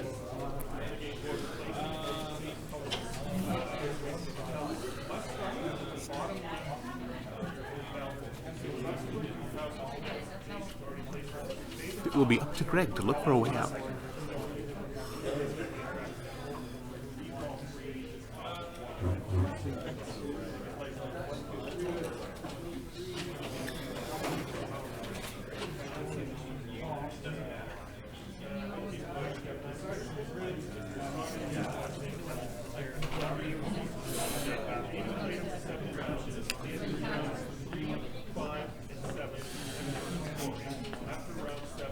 this is one of the things about this scum list. It is very difficult to remove, even when you do feel like you're winning against it, because it's got just so much health.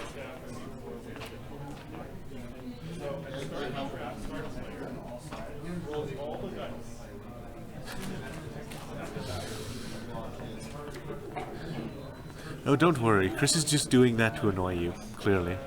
What? Twitch chat. What am I doing to know? The mess of templates on your side of the board.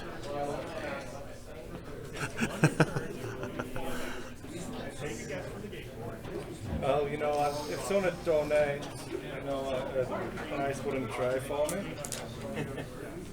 we'd all be organised all the time. Are you still watching, Clay? You there?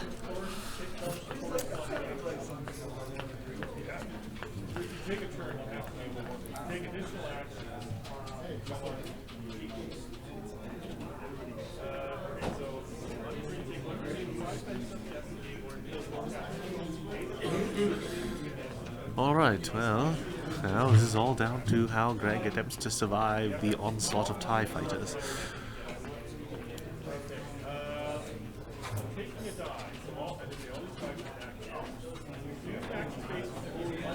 Chris, on the other hand, is choosing to position to disrupt. And this is the potential cost of surrendering initiative. Given the kind of methodical player Ian is, it may be that he simply did not want this to happen.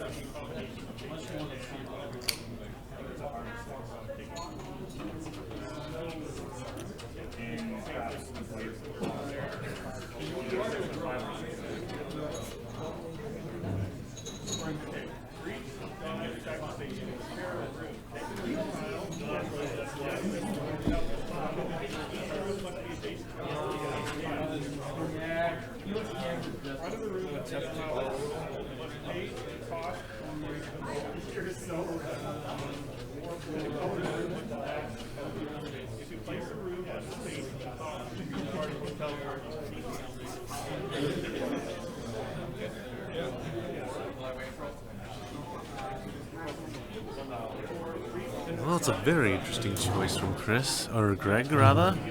He may end up punished for it.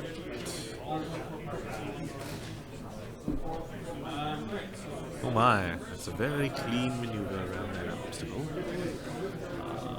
Who's his target lock on? That's number 13 there.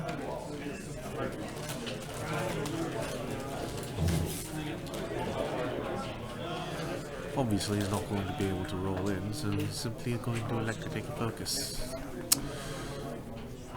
What does that Y-wing want to do? Ah. I too might have done this. Just because it denies the box. Could potentially kill 2 ships in this shot. Indeed he could, and you won't have an opportunity, and it's quite likely you won't remove him until... Oh, That's a good point. yes, it's quite a risk there, as there's that console fire. It'd be rather disappointing if that's how he perished.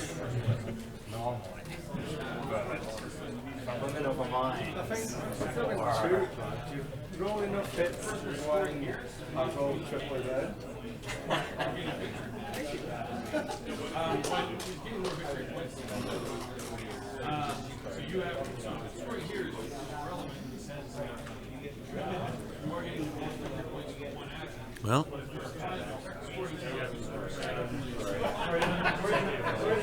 Well, here we are, the moment of truth. Power runner shot. No console fire? Console fire. Fine, safe. Alright, that will not cost him. Control Y-wing. Range 3. 1 critical. No evade. Explodes. A bold move that would have paid off if he'd had the health to cope with it, but he does not.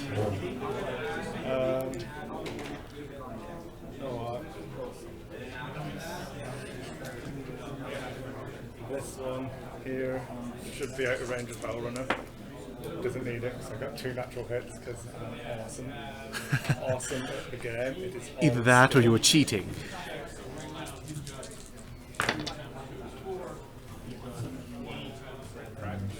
That one, 34 does not have crack.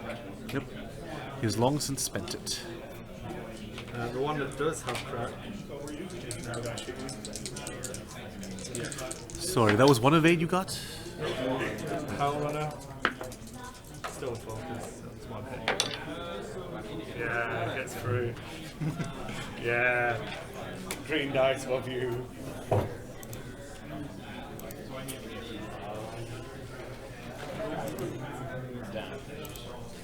Power Runner's got 1 left, 34 has got 2 left.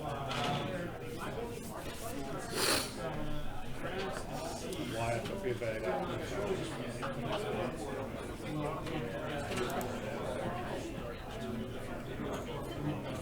Yeah.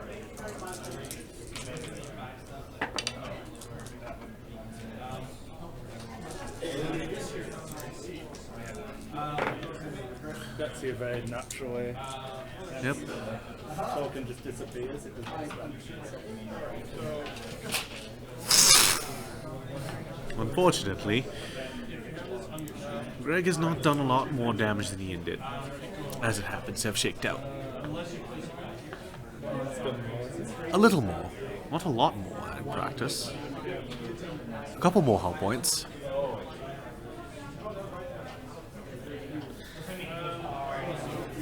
And it frankly looks just as over.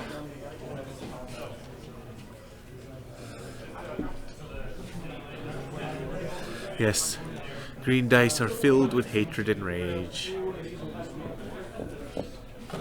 Nobody loved them growing up. They didn't have a mum.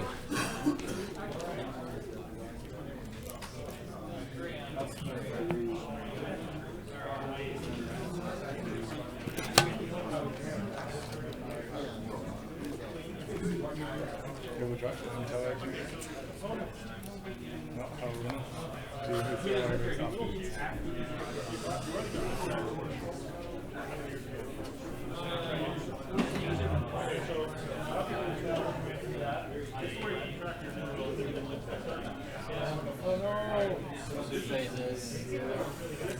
Finally, anti-pursuit lasers have triggered for damage. Is it just the damage? It's not the critical. So 1 damage onto 13. Yeah. By the way, you've got 11 minutes to wrap this up in a normal time frame. But, well...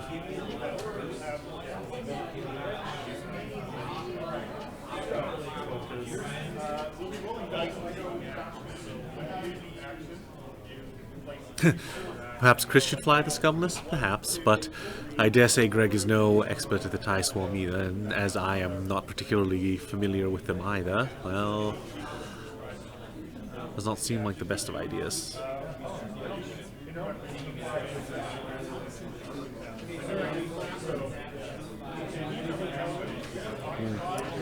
Not a very strong position for the Jumpmaster, as it's not got anywhere to go.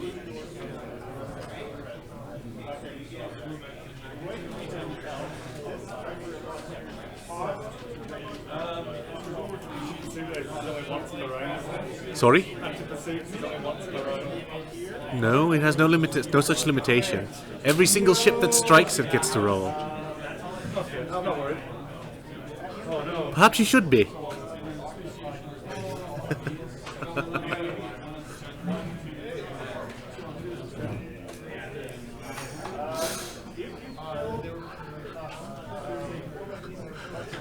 I'm developing an uncontrollable urge for some fish and chips and mushy peas. Gonna roll here. Fancy pursuit lasers. Oh, the pursuit lasers are again valuable. Poor Chris. Poor.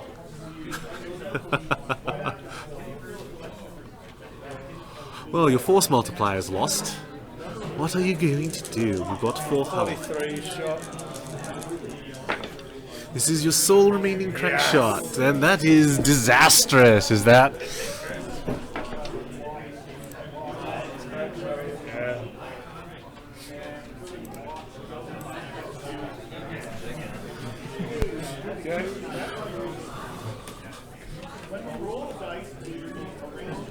That's good. Oh my! And it is major. Let him shoot back, at least. No, never. Do it. Oh, okay. Well, Yeah, I might as well push for the range one as well. well, we're done there, but if we get another relevant crit, just for funsies. True. And there's no crit so far. Yes, indeed. Bollocks. Just checking when I was at range one. So. Not range one. These two launches.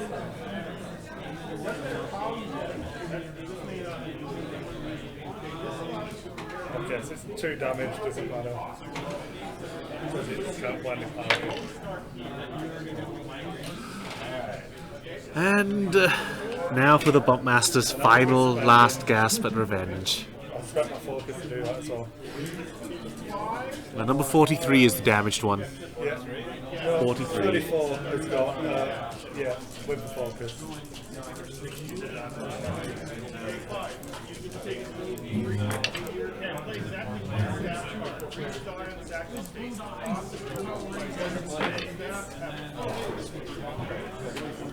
Major hull breach.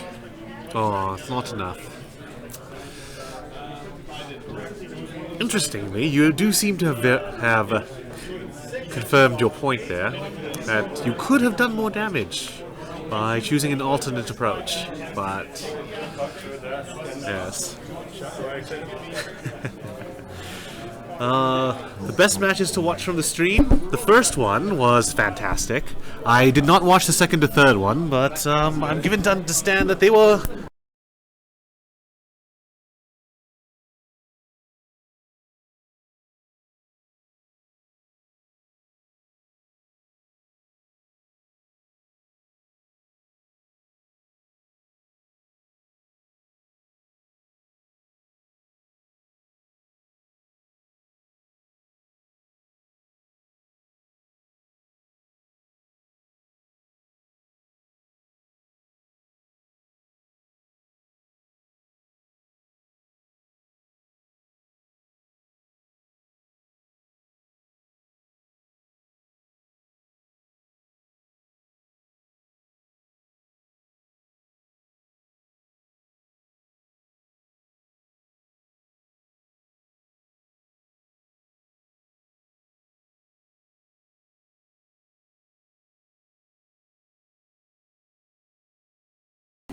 There we go.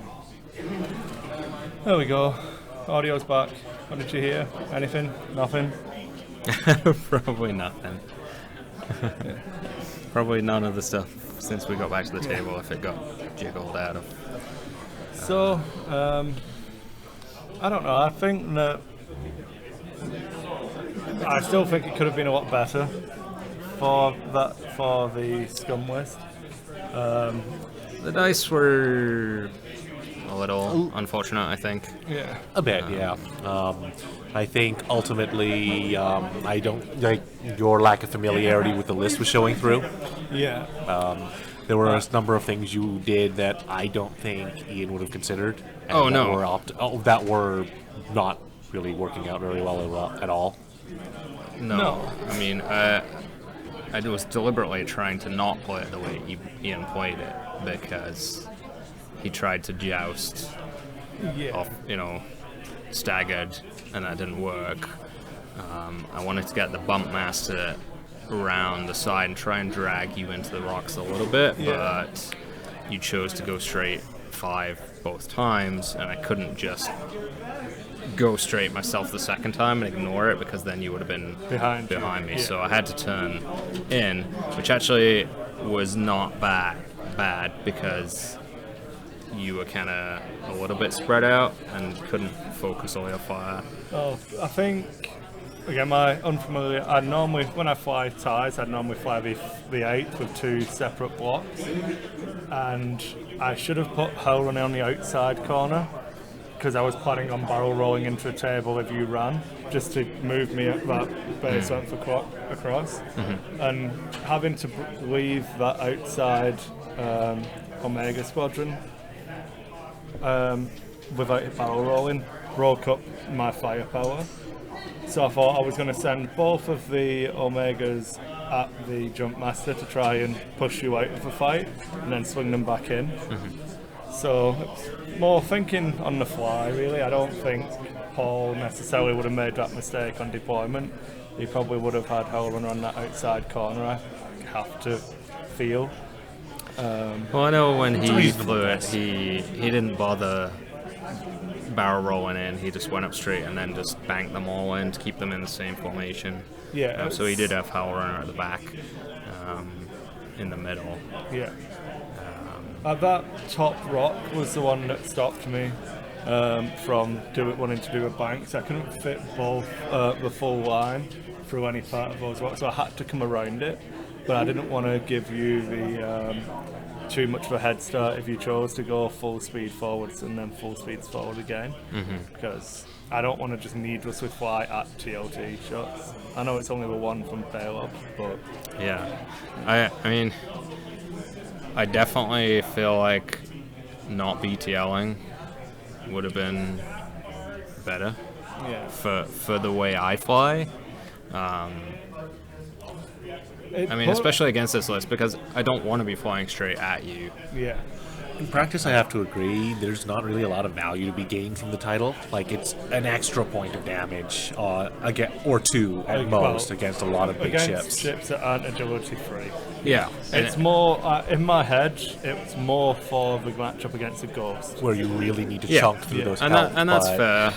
Even then, I'm not 100% sure it's worth it, because the Y-Wing can have such difficulty maneuvering around such a big ship sometimes.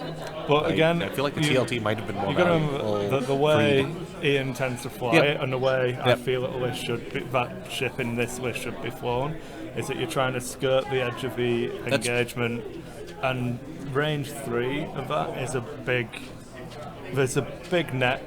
You know, you're casting a wide net out there for that ship to land in, and if it does, or what they do, you get to roll 1 agility.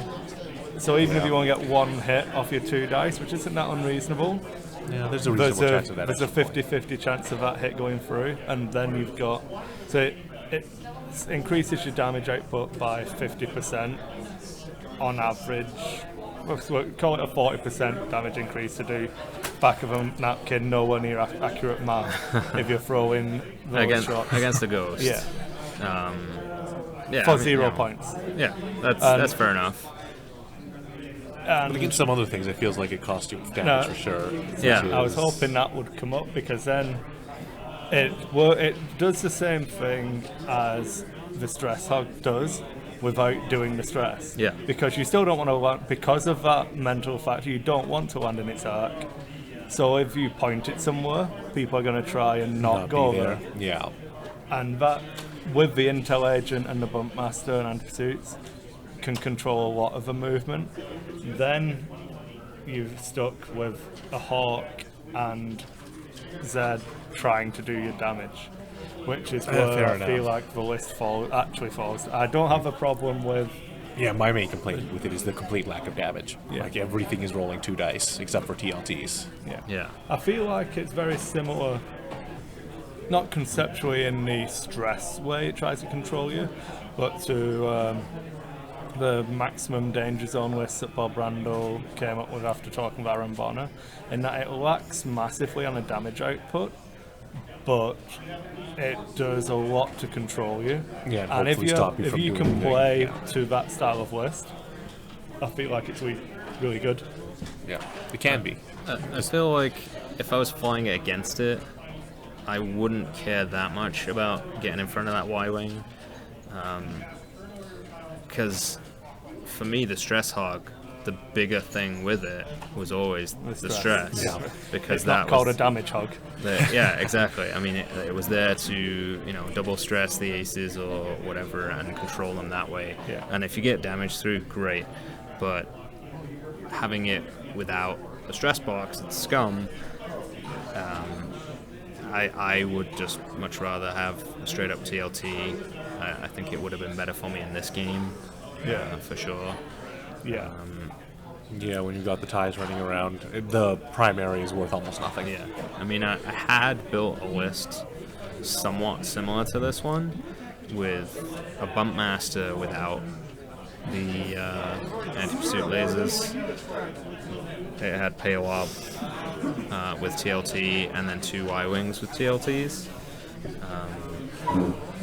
Yeah. So similar kind of idea behind using the bump master to block and get in there and pay up to steal tokens or force them not to take tokens, but then a bit more ability to grind them down with TLTs as well, because you would have 3.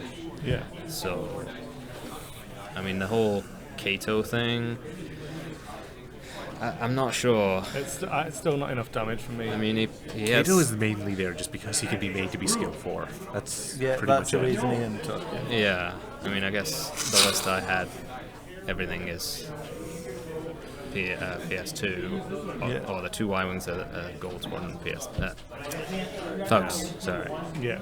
I mean, he had thread tracers, but you were never in a position where they seemed like a good idea. No. It's one of those where that is the exact reason why the list exists, is because it's above PS2. Right. And that's a fair assessment. I forgot about the cloaking device.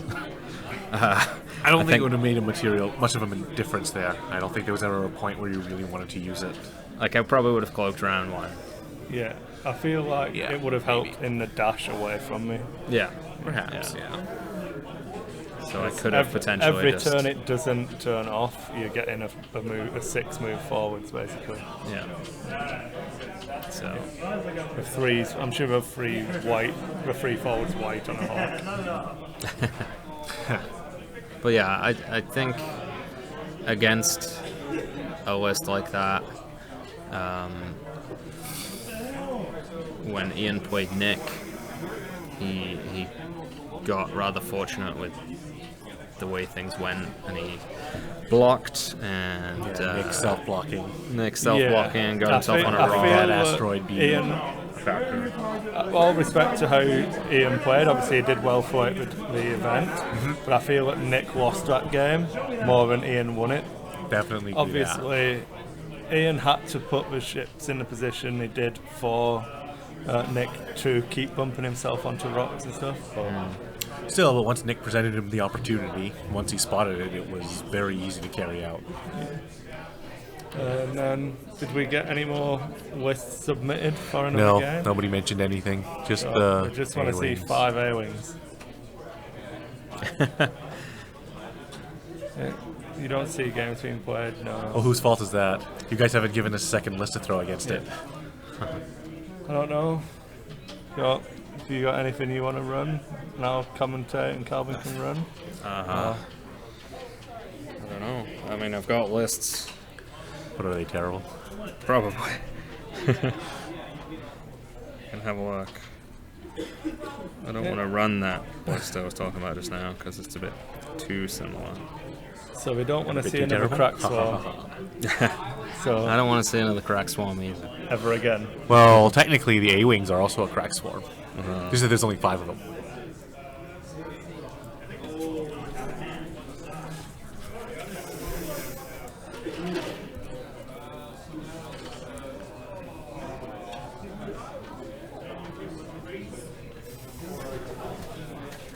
Anything? So, well, double check with them. from Do they crack really swarms? want to see the A-wing crack swarm? Or do they want to try to see something else? Okay, what do I have? Test pilot. Yeah. Crap, that should be the list, I believe. It is, but do they want to watch it?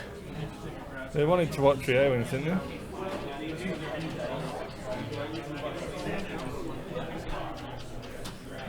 Alrighty. I'll start preparing A-wings. So Calvin's going to start getting the A-wings ready for you all. Which side? Same as the scum side. So where Greg was sat, yeah. Shove Greg over there. I don't know what I want to run.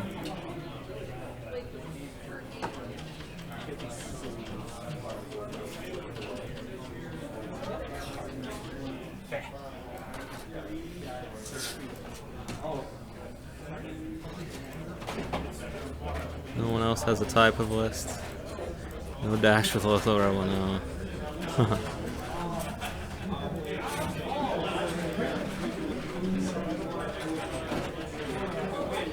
Be a scum list against them. I have scum.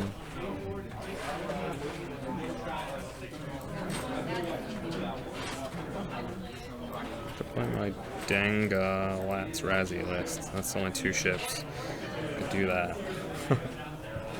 You can fly anything you like, my friend. Alright. It's probably not good against A-Wings with what else do I have? I have it saved.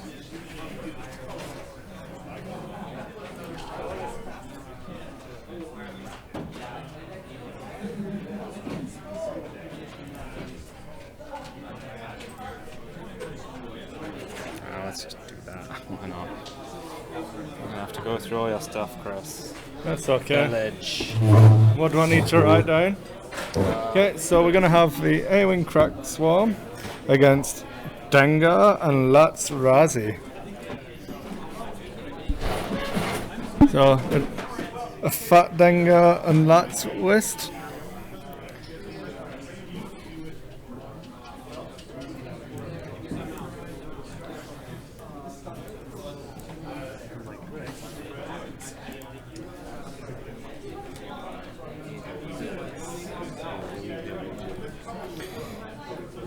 Oh my god, we've got a celebrity in the chat. It's Dano, I can't do a Boston accent. Oh my god. All I can say is that The Departed. And I can't even say that properly. Oh, I'm so embarrassed. What are you on about? Hello, Dano. Thanks for gracing us with your presence. Oh. He's off the Intensify Forward Firepower podcast. It's my favourite Armada podcast ever. Out of all of the one that I've listened to, it gets 100% of my vote. I let your phone time out because I was talking about how awesome Intensify Forward Firepower is. That's terrible. I could.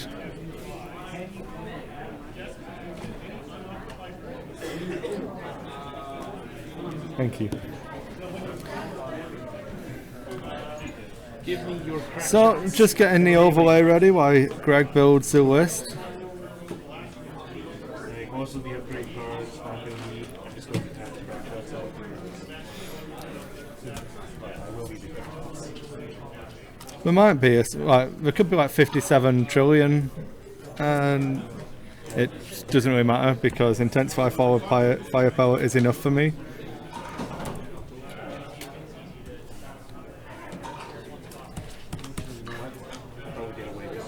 They just need more beer. They're a bit too serious. Sometimes it's not to my playstyle.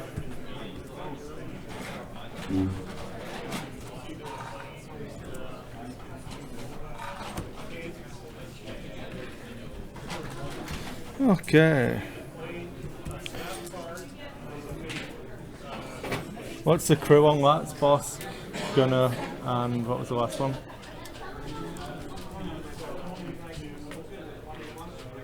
K4. K4. On lats, you've got K4 as well? Oh, because you're spending it, yeah, sorry, obviously. I get it now. Get it? I get you.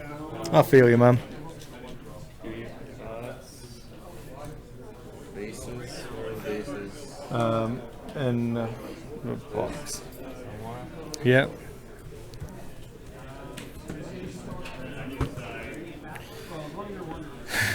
So, Greg's going to be running Dengar with push for limits, engine upgrade, K4, punishing 1, inertial dampeners, and unhinged astromech. And then he has Lats Razi with Bosk, Gunner, and a K4 security droid.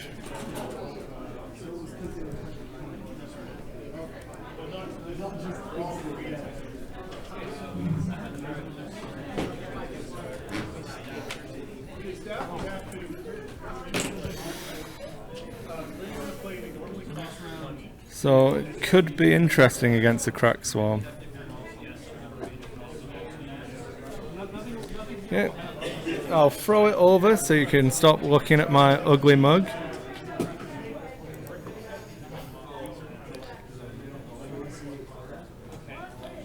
And Calvin needs to borrow an A-Wing as well, I believe. You have 5? Oh. 4. Yeah.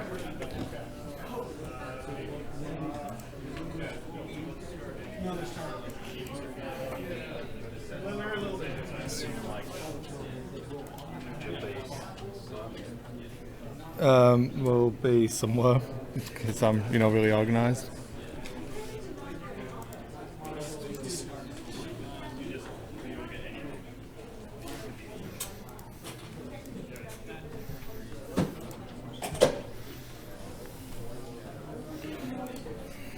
Oh, go on then.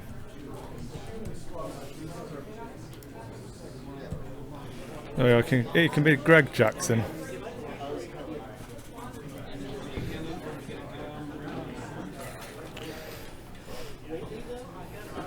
I suppose I could, finish Calvin's dirty work and turn off all of these numbers. Might as well leave number 8. You've already taken number 8 off. Well, screw you. So,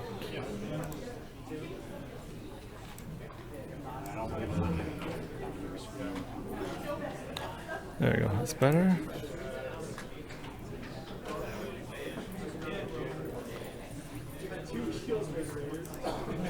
So what numbers are you using?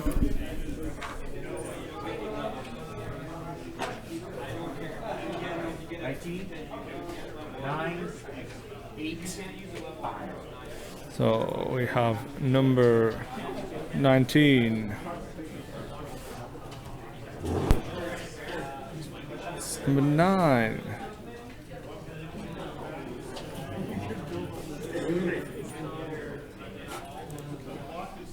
Number 8. Number 5. And then an unnumbered one. Woohoo! Yes. This isn't the Green Arrows, is it? I'm sure that's... No, I think that one has like the wing man. Yeah. There's variations.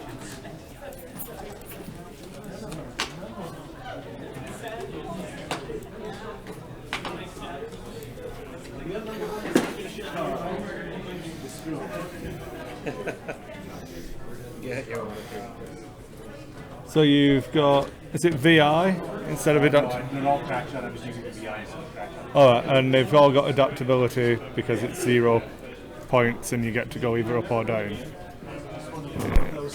No, it's okay as long as you tell me what you're doing, which is irrelevant either way because of the matchup. So I'm gonna say that you all went down. Well, that's... Is there a predator? No. Well, I'm going to go. Oh, curse you.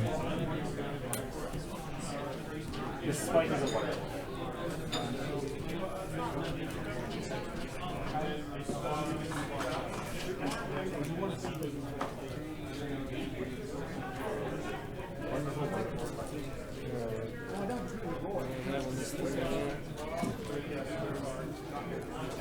Which one?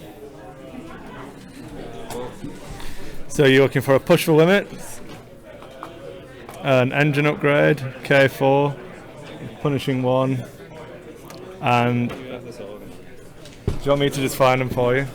Engine upgrades.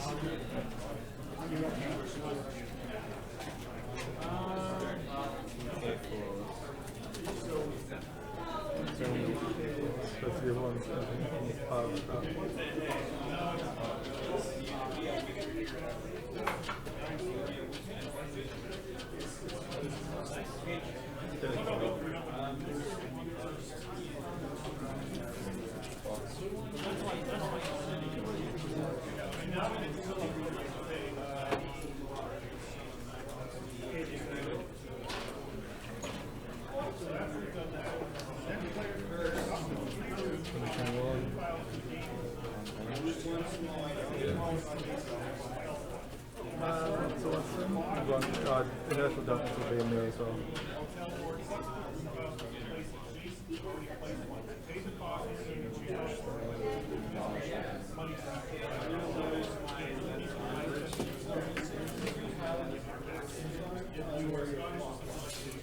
Like a rebel or an imperial push the limit?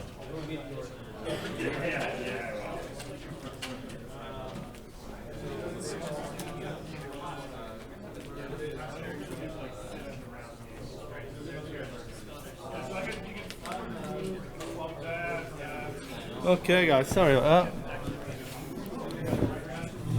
that. Star Wars. Star Wars. Oh yeah, my accents are even worse than Calvin's was. Yeah. And that's just my normal voice. Yeah, you're not trying to be different, be bad. You're just bad by nature. Exactly. It is indeed time for some Star Wars.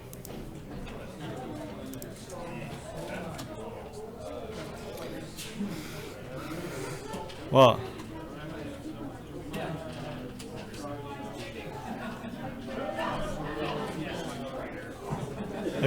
Am I missing any? Alright. Oh dear. They started unboxing it. Okay, so we are going to be getting the game underway shortly.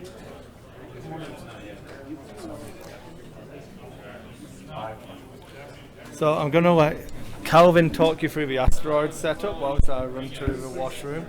Sure. And grab a drink. Hit. Choice.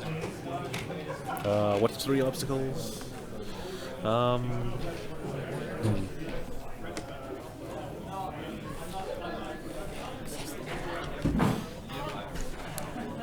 Alright, because my ships are smaller and more agile, I feel like I can get around better if I clog up the center of the board. So, but Greg, on the other hand, is going to be placing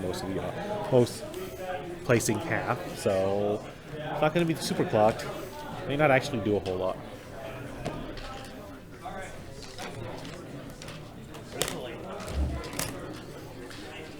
Yep, there's the 2 and 2.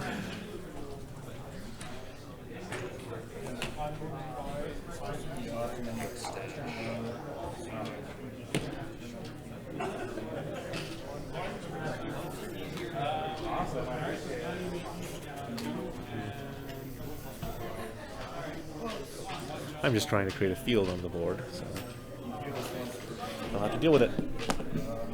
As said, I am going to adaptability the A-Wings up, because it doesn't matter. There is absolutely no reason in this matchup to adaptability some of them down, because that would just be stupid. You don't want to have some at 2 and some at 4? It would remove flexibility. And in this case, there is no advantage to doing so. Not always true, but, well, I can imagine against a bunch of skill 3 dudes, it might actually be useful to have some of them at 2. Like possibly the Jump Master list, that may actually be of some use. So what do they actually have? They've got auto thrusters and adaptability and tidal and crack shot and refit. So most of them don't do anything aside from auto thrusters and crack shot. Okay. That's really all there is to worry They're all about. the same, they all have crack shot. Yeah. Okay. Anyway, Audio Weasel, now's your chance. Ask the professionals what they think about the Fertillas. Fertilia.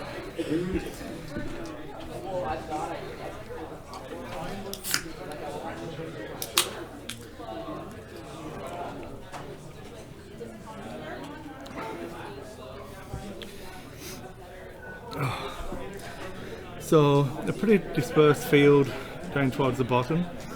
Flotilla. I'm from Wigan, man. We don't do no fancy words. It didn't pronounce out like that. There we go. I could do the entire cast in my normal accent when I don't try to enunciate or have anything approaching the correct diction.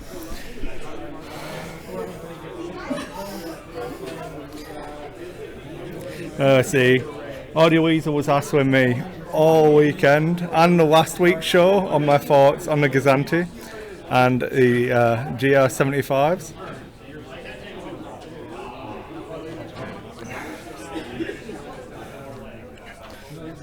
I believe I could try to explain his repaint, so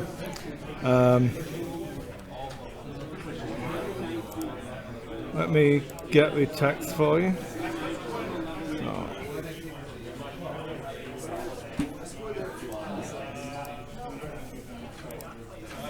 Can you point at number 5, please, Calvin? For White Scar. Red one is number 9. Well, I'm going to call it a Dark Angel for the green one. Is that the black one? The Black one, 19. He's a Raven gunner. You need more Dark Angels, man. First finding. I have enough Trader Legions.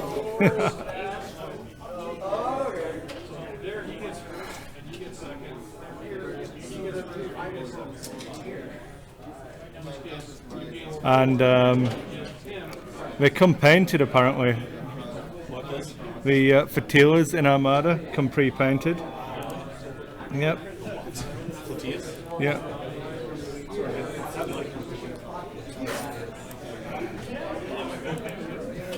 It's a good job nobody was betting that we wouldn't come painted. So which was number 8? Yep. The blue one, the Alpha Legion. Night Lord. I can't see him from here.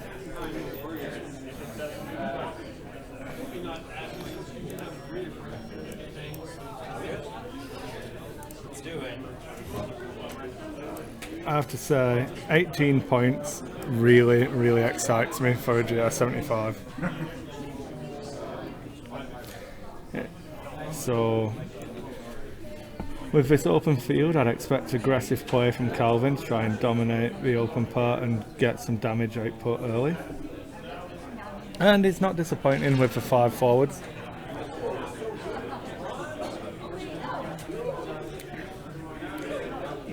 Choosing not to boost intra-table just yet. If my commentary sucks as well, guys, please try to forgive the fact that we've been doing this for 3 days straight now.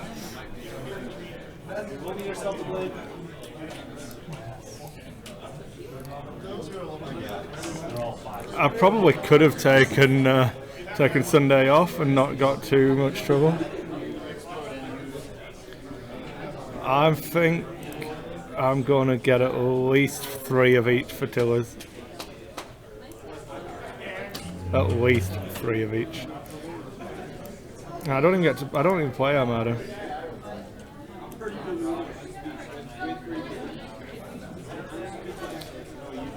Sorry, Dano. Hope you didn't come in here for a break from talking about Armada.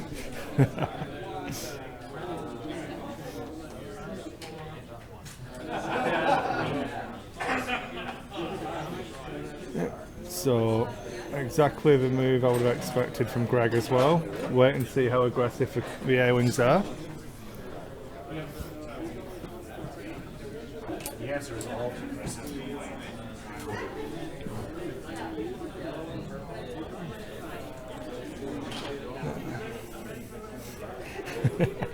Came to watch some X-Wangs. Yeah. I love this shit, man. It's good.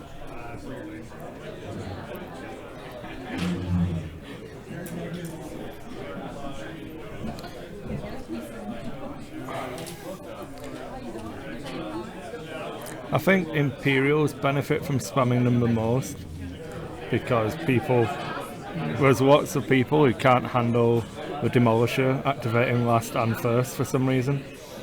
So if you bump that activation count on your Demolisher list and can still afford, you know, a couple of ISD, well, at least one ISD, I don't know. So I don't play enough Armada anymore. I had to pick something to not.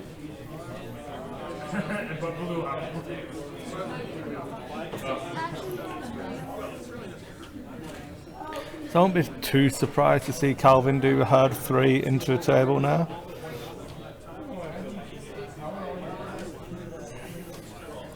Well, it could be bank to try and keep the column. Sorry, the line rather than the column. Greg, I'd expect Dengar to keep trying to get around these A-Wings and start chipping away with fire in the hope that he can do something.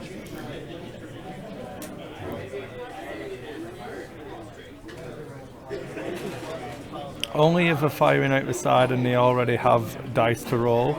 I believe they were black or something. I know the dice weren't good.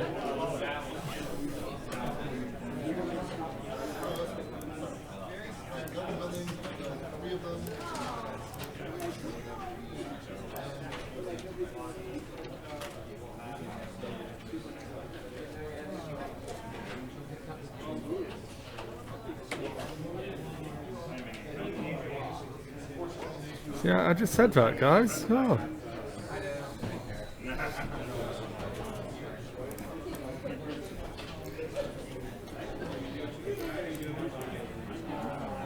So what you can do for next show, you can use it for your rules question on your intro.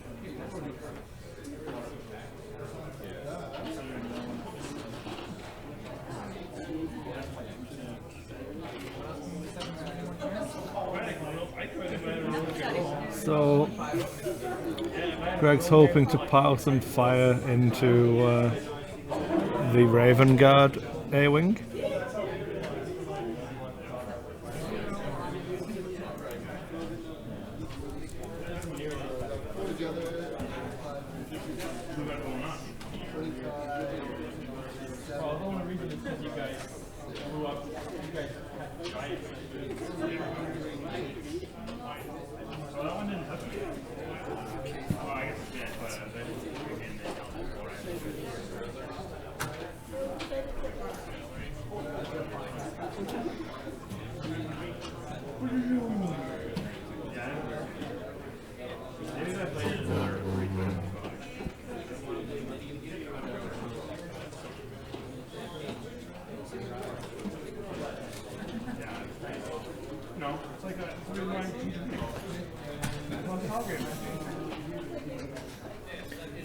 An aggressive play from Dengar as well, which gives him a good position for this round of shooting at least. If 19 chooses to target Dengar, he is in arc, so he will get the Dengar's ability back at him.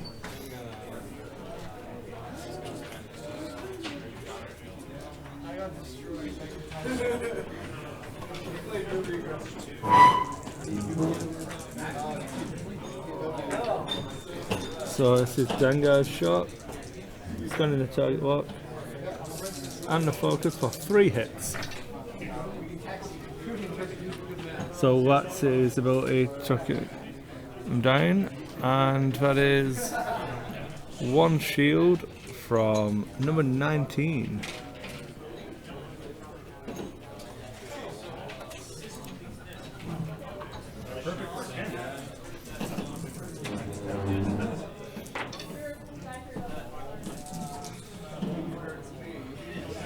So, spends it again.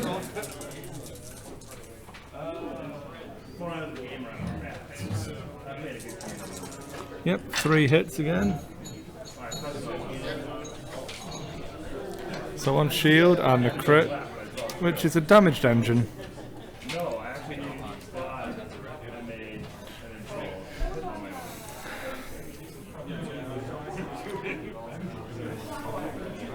Oh yeah, man.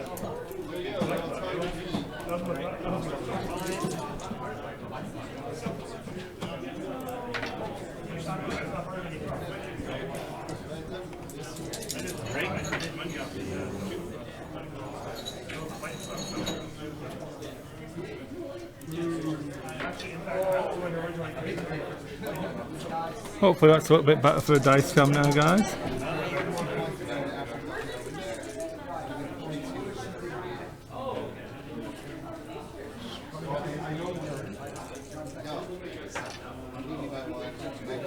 One evade. So that's a point a shield off of what?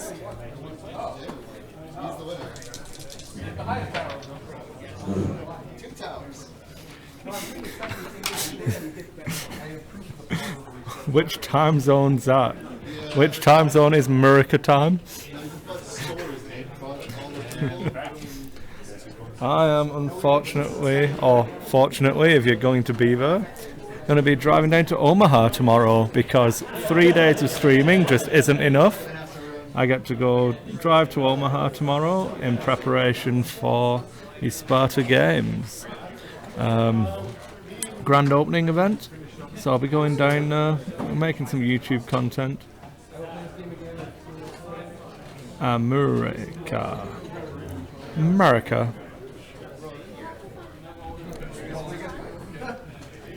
In Wigan, you have to remove lots of letters from the alphabet if you want to be able to talk Wigan. We don't have H's. We don't do. We don't really do A's or E's. They're both really the same. We just sound about right.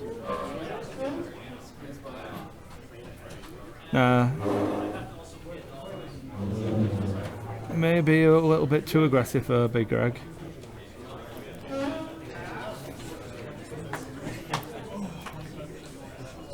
Lats don't really have anywhere to go. Dengar probably wants to clear at stress.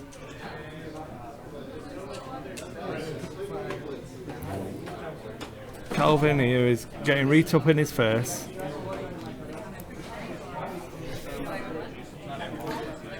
Greg seems to be laughing at me because I'm speaking reet normal now, like.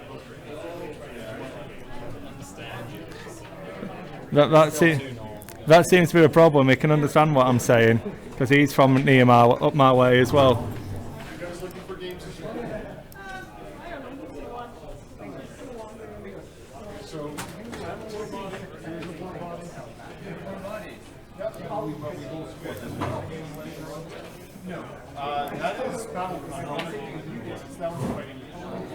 Hey, calm down. She doesn't always go full scouts now, does she? Hey?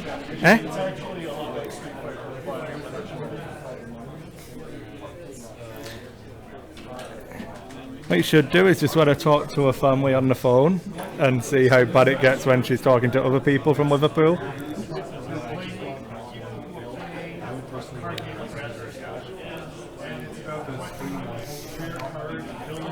Calm down.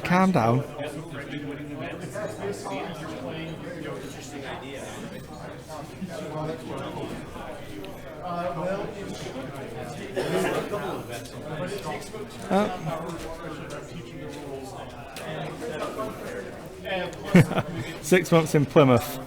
Oh, it's that. That's. I can't even do a Plymouth accent. I spent more time in Devon than I did Plymouth, and they'd be a little bit more broad down that way. It kind of slurs some of the letters a little bit. I'm terrible at accents anyway. I don't even have an ear for them, never mind being able to speak them.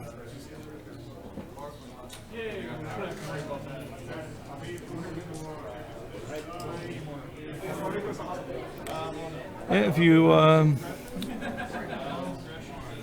want to send us an email, Dano, it's yeah,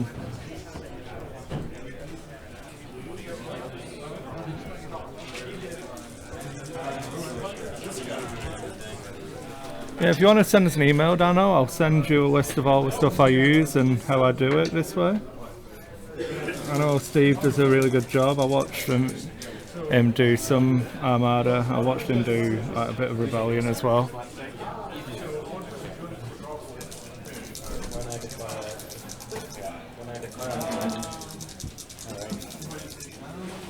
Prison rules. No auto clusters, but token. So spends as he token and is safe from damage.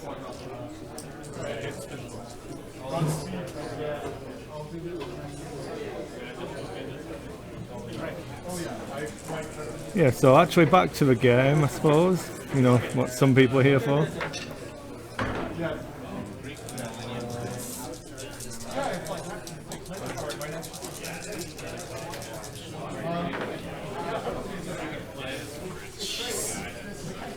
Kaboom. That is a dead A-Wing. What's that one? Right, number 9. Number 9 is gone.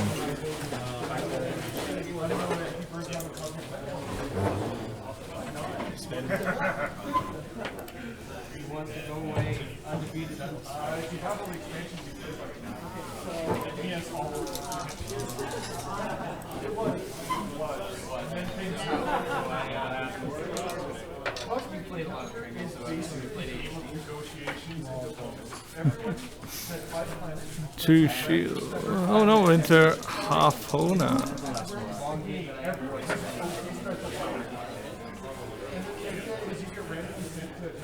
So just checking the Ranger, see if he gets to roll, add an extra dice in trap roll. Indeed he does. 3 hits.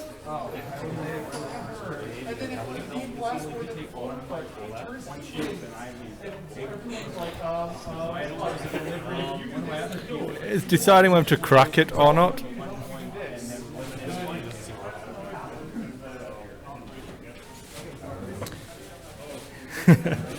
Sorry, Dano, yeah, it is Chris Sheriff.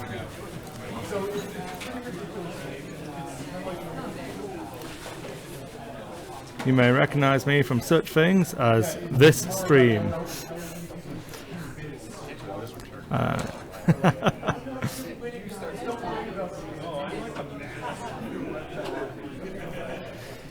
This is that, Chris. That is correct. It must have been my my posh accent put people off.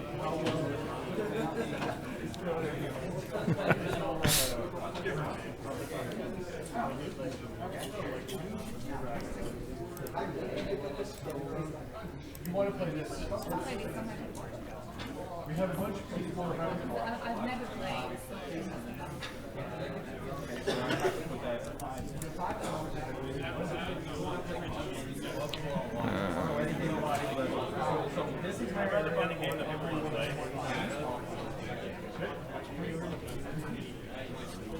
Maybe next game is there's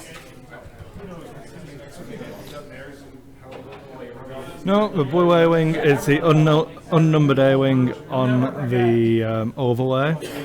So if you notice, the overlay should match with one of them being unnumbered. I've been super excited. I played this like Public Igniter for like a year now. Then let's do it. I have played it and I enjoy it. I want to play it. So, all of that has taken quite a pounding, and I forgot to push save on that. So Calvin does have half points there.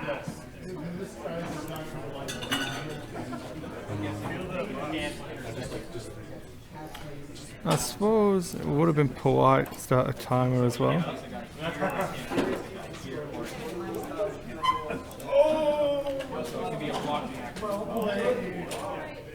It's not my fault. I've been doing this for a long time. The reason that that one is unnumbered, because that one is mine. Calvin doesn't own enough A-Wings to run 5, and neither do I. But you know, together we form an almost serviceable person.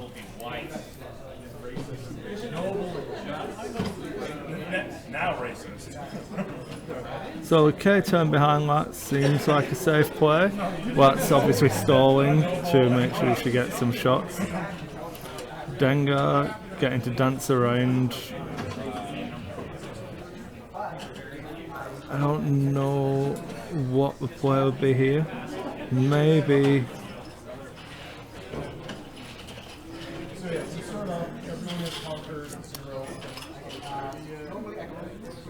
a barrel roll backwards to get in the arc shot. I feel like I'd probably barrel roll. I definitely want to barrel roll to try and take out the unnumbered one. Or maybe number 8, give yourself some focus fire, and then if they choose to shoot at Dengar, you're going to get another shot back as well.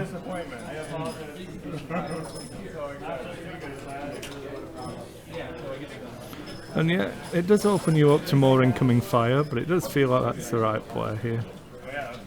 You want to take advantage of Dengar's ability while he's on high hit points rather than low. From the evil look Calvin gave me, I imagine that was what he was thinking as well.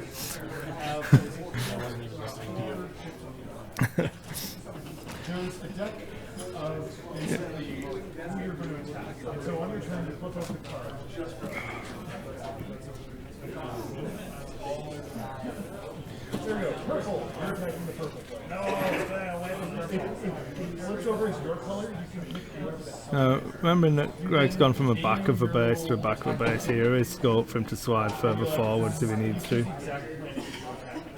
I believe the Jumpmaster has a 4K as well, Calvin? Yeah, 4K on the Jumpmaster. Ask your resident Jumpmaster expert.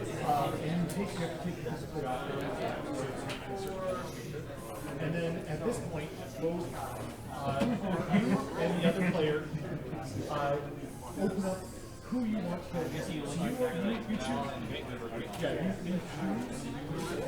So Dengar's shot now is going to go onto. First you get one shot back from the dead. Next you should go. Aim and Yeah, so it looks like we're picking targets here. He's trying to decide whether to go for number 5, which I've incorrectly got down as number 8.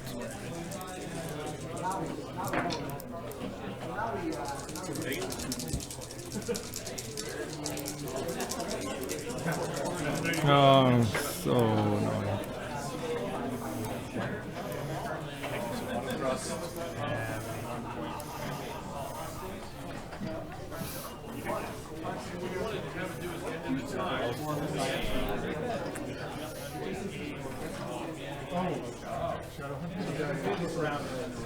So 4 hits from Dengar, and he's trying to decide whether he needs it on offense or not.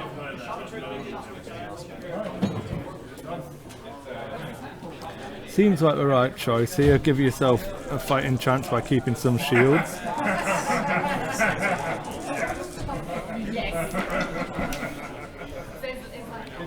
The shot from Waxrazi produces 3 hits, 2 hits and 1 crit, and that does not look as good. So that is another dead A-Wing.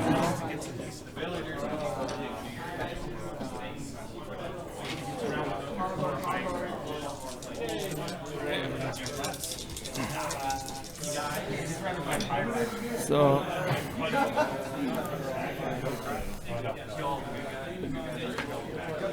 and the dead Watts. So now the A-Wing Swarm gets to try to pick on Dengar and hopefully do enough.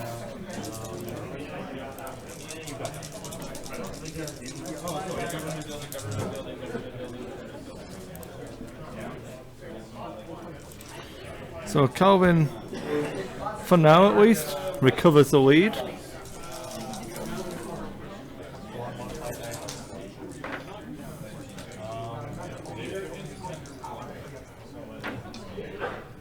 One evade. It chooses to crack away to put the first point of damage onto Dengar.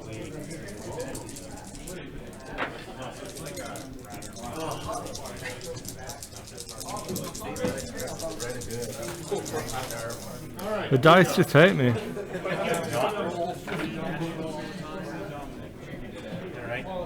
It's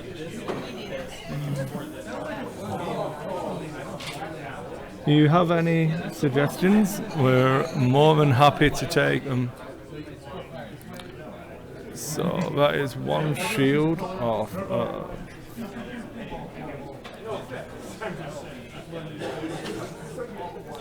Yeah, one shield off number 5.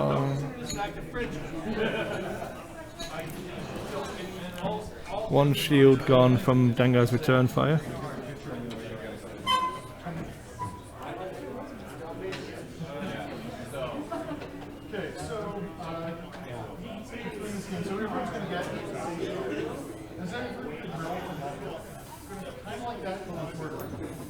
And like, so if I have 5 in a row, everyone's going to have a secret ID. There are, if your character's yellow, they're neutral character, and they have some special circumstances on how they write in a row. Oh yeah, it's the dice camera is facing the opposite direction to a table camera. So the opposite person is the one that you'd expect them to be.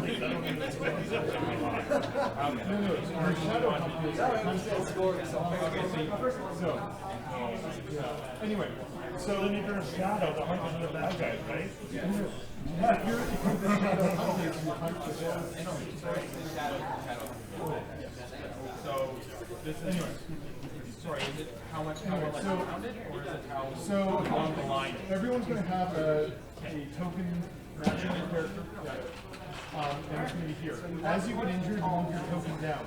This shows where different characters die. So, and you can't lie. Once you're there's one character. Well, but you can't lie. So basically, it's one of those things where. So Dengar is going to now get to do what a fat turret gets to do, and use all of his repositioning. On your turn, you will roll the 2 dice. Yeah, that's the joy the Crack Swarm has against the 1 agility ship.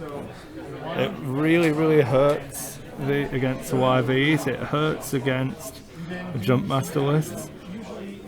Unfortunately, obviously, Dengar is an awfully offensive piece.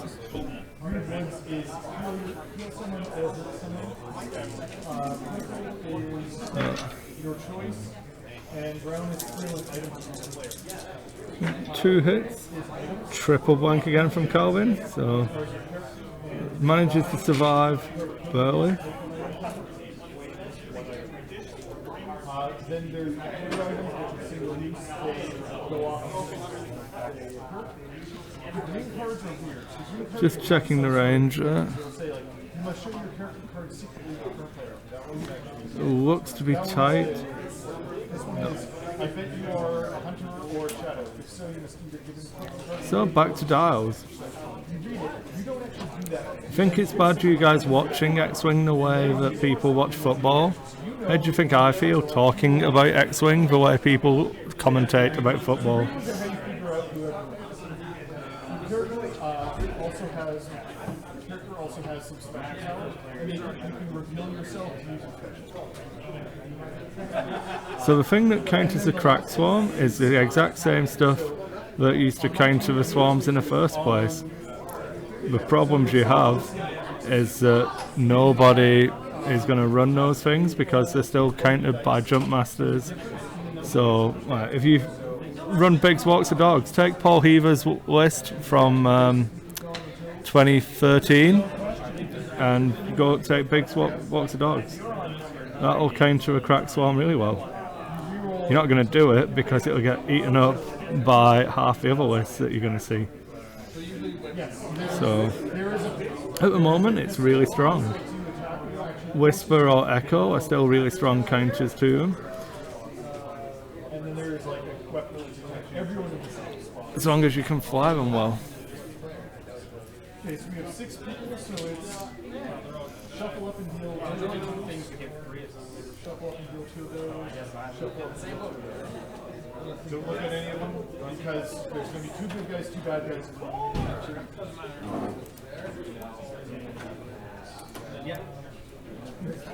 You just need to find a list that fits your playstyle, and then you can work on it and adapt it and make it your own. It's Biggs to force them to shoot him, and then 2 B-wings and an X-wing. So 2 X-wings and 2 B-wings was Biggs walks the dogs. he wants to be the first person to die. And if not, I think he's doing for good guys team if we're the first person to die. I don't remember what Charles is. Bob wants to have like Allie. TIE Bomber, after Veterans comes out, will be more interesting to fly, so don't give up on it just yet. TIE Advanced, I've been messing around with a Juno Eclipse with adaptability and advanced targeting computer, and she's really interesting, really good fun to fly because of all of her shenanigans she can do by changing a move up or down. So I'd recommend trying that. So that's fine.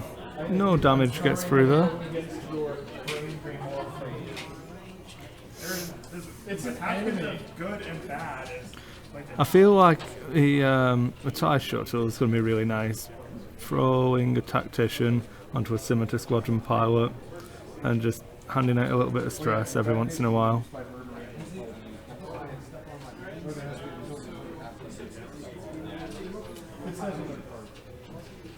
I'll go first.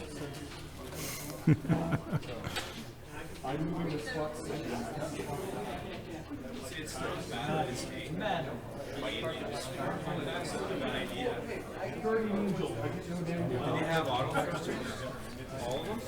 that is Real Squadron, base 19, refit 17, all clusters back up to 19, crack shot up to 20, and then adaptability for test pilot.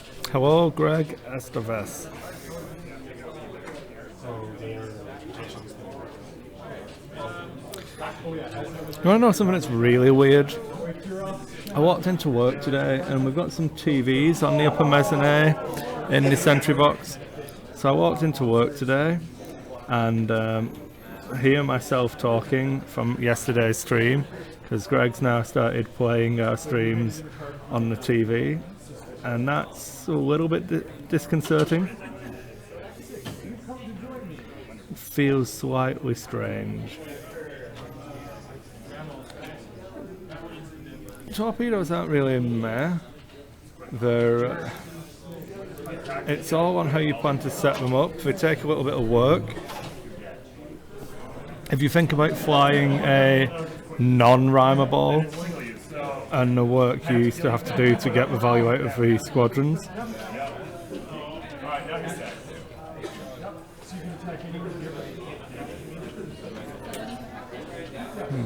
you may, and without having enough knowledge to know if I'm on your team or not, at this point it's probably just not. Someone has to say, well, it's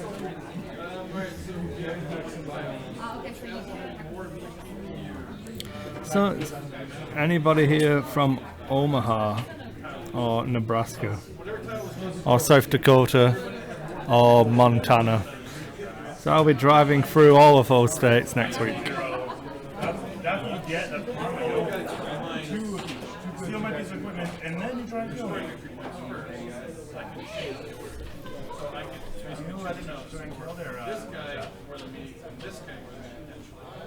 I'll have my Armada with me as well. Oh dear. I'll have my Armada, Imperial Assault, X-Wing, Warhammer 40,000, Age of Sigmar. Well, it's going to be a long drive, all my painting stuff, streaming stuff, green screen.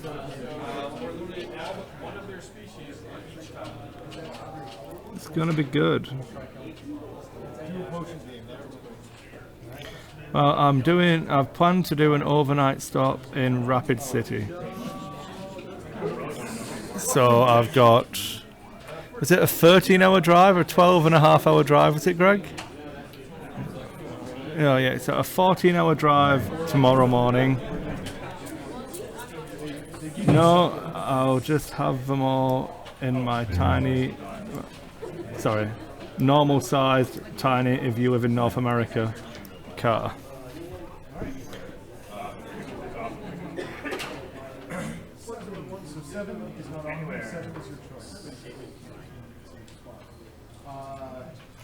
Yeah, and that's what I think you'll like, Torpedoes, Dano. I mean, I'm not going to pretend I know you from listening to a podcast or anything like that, but the things you seem to sound like you like playing, an ordnance-based list could be something you'd enjoy. Oh yeah, I've only done 3 days worth of streaming. I'm going to get a relatively good night's sleep tomorrow, set off probably 7, 8 o'clock in the morning, and then do 14-hour drive to Rapid City, check into a hotel, and then the next day I'll be finishing the drive to Omaha. Yeah, that's what I mean. Ordnance-based list in X-Wing could fit the style you like.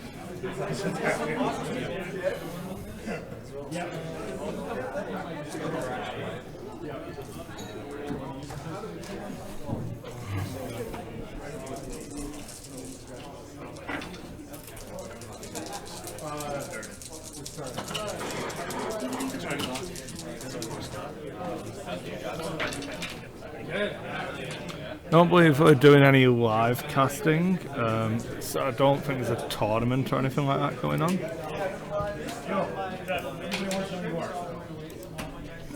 But I'll be recording some YouTube content.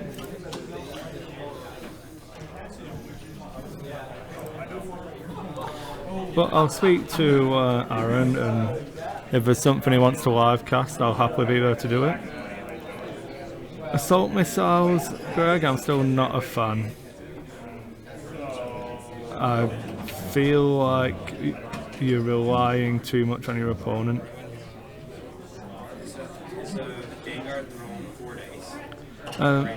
Dengar's still got the hard one, it'll be green to the left, so he's basically telegraphed that he's going to be doing the hard one to avoid that rock.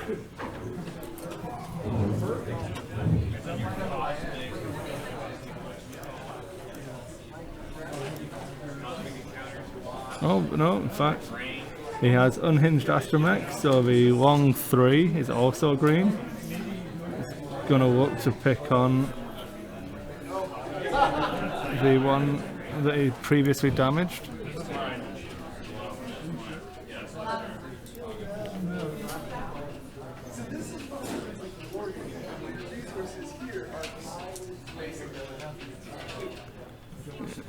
And even if you face a swarm, your opponent doesn't have to clump them all together. You're relying on facing a swarm and an opponent who's stupid.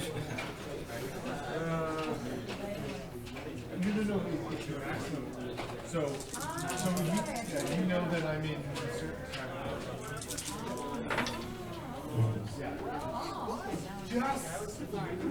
wait, actually,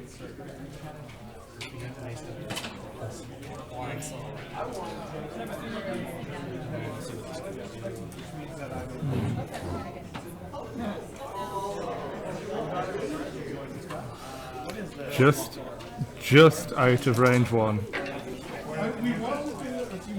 One, no hits, is it? Double focus.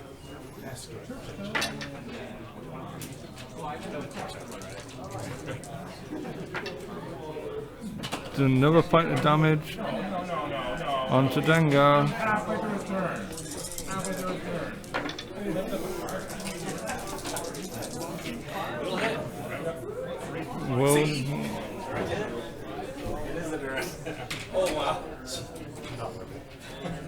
And Calvin shakes hands on that one.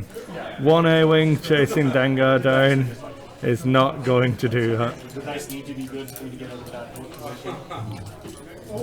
So, this is what happens when I play with A-Wings as well. Okay, but he used it. Yeah. Oh dear. So, it's going to be interesting. Yeah, he'll throw you back to a desk while they tidy up, and you get to see my charming face again. Oh. Yeah. And Greg and Calvin will join us again shortly. We're just tidying up a little bit. We've got probably an hour of the show left, so if you guys are quick with a recommendation for another list, we can try and do some more for you. But if not, I'll just throw on like the finals from yesterday, and we can re-commentate over that. Or we could do. I don't know. I could throw the finals on from yesterday if people don't have any ideas. So, how many people actually watched the final game yesterday? You know, is it going to be new to enough people? Hopefully.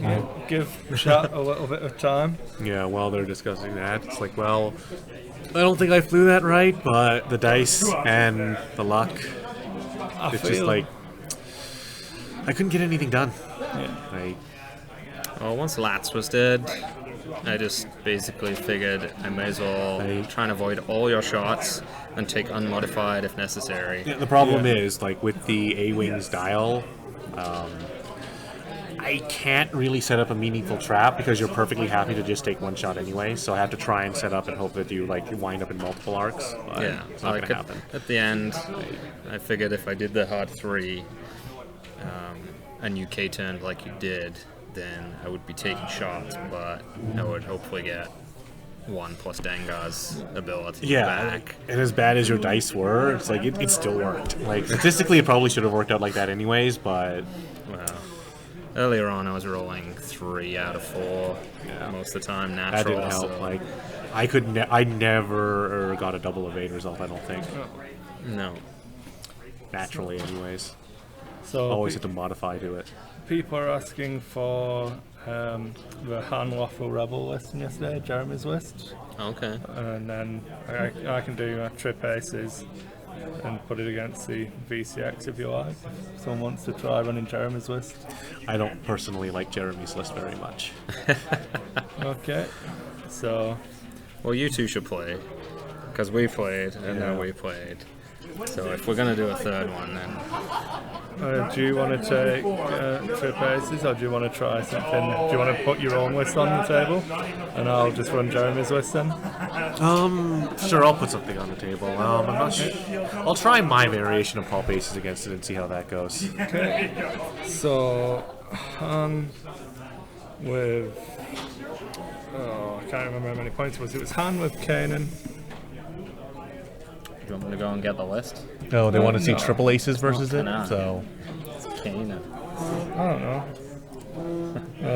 I can go grab his list. Like, I have Kanan it and written Car. down. Yeah, if you like. Or actually, it was on. No, you've Wasn't got it on the something? website? I don't mind not playing.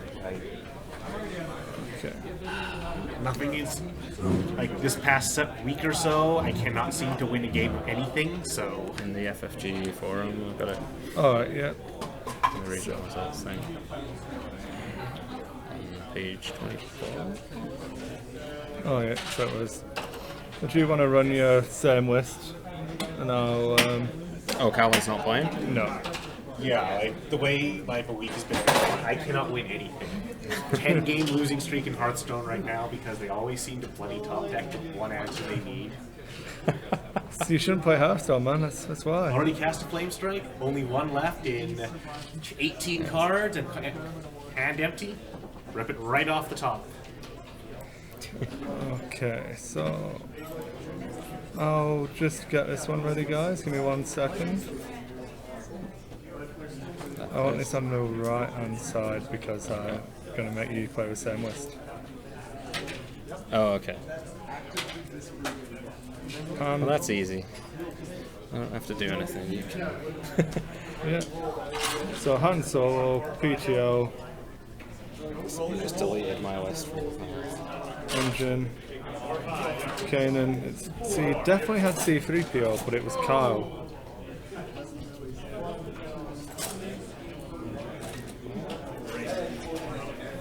He doesn't have Kyle. He did have Kyle. These are my teammates, but whatever. 100% he had Kyle on the deck. Well, the list that he gave me, That's what I said I saw, but I was told I was wrong. well, the list that he submitted, Don't know what to tell you, man. I'm gonna run and get it just to see.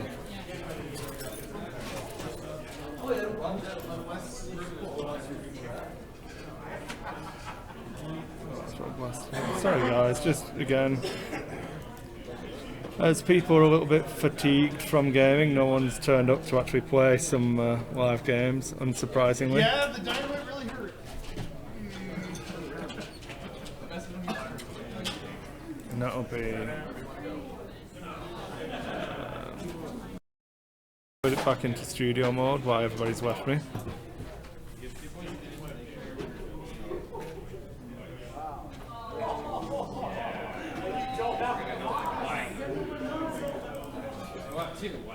Oh yeah.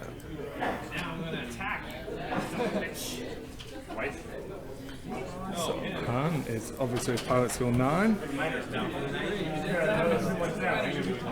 3 attacks, 1 agility, 8 hull, and 5 shields.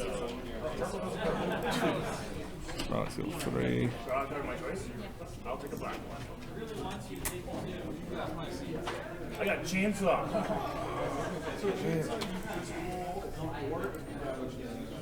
If your attack is successful, you get 1 point of extra damage. 6 and 6. There we go. Hey. I'm fairly certain he's on my Yeah, side. so I'll transition it across. I believe that's pretty much a list, right? So here's the email from Jeremy. Han Solo, push the limit, engine upgrade, Kanan, C3PO, 1 in 4 time. Yeah. Down here, it had Kyle. We're gonna have to take back his dice then with a DQ if he was playing an incorrect list. Jeremy, coming for you. I want those dice.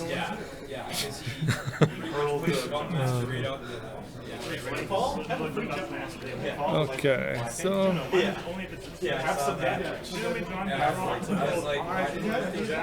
there we go. Let's have a look. What did I miss? So that's the list we're going to be using. I'm sorry, I usually have that smile. Blah, blah, blah. I believe you worked hard. There we go. So I shall grab my stuff. Shouldn't take too long because it's only 2 ships. My stuff's all ready. Hurry up, Chris. Because Come you're on. so much better than me, Greg. You're all so much better.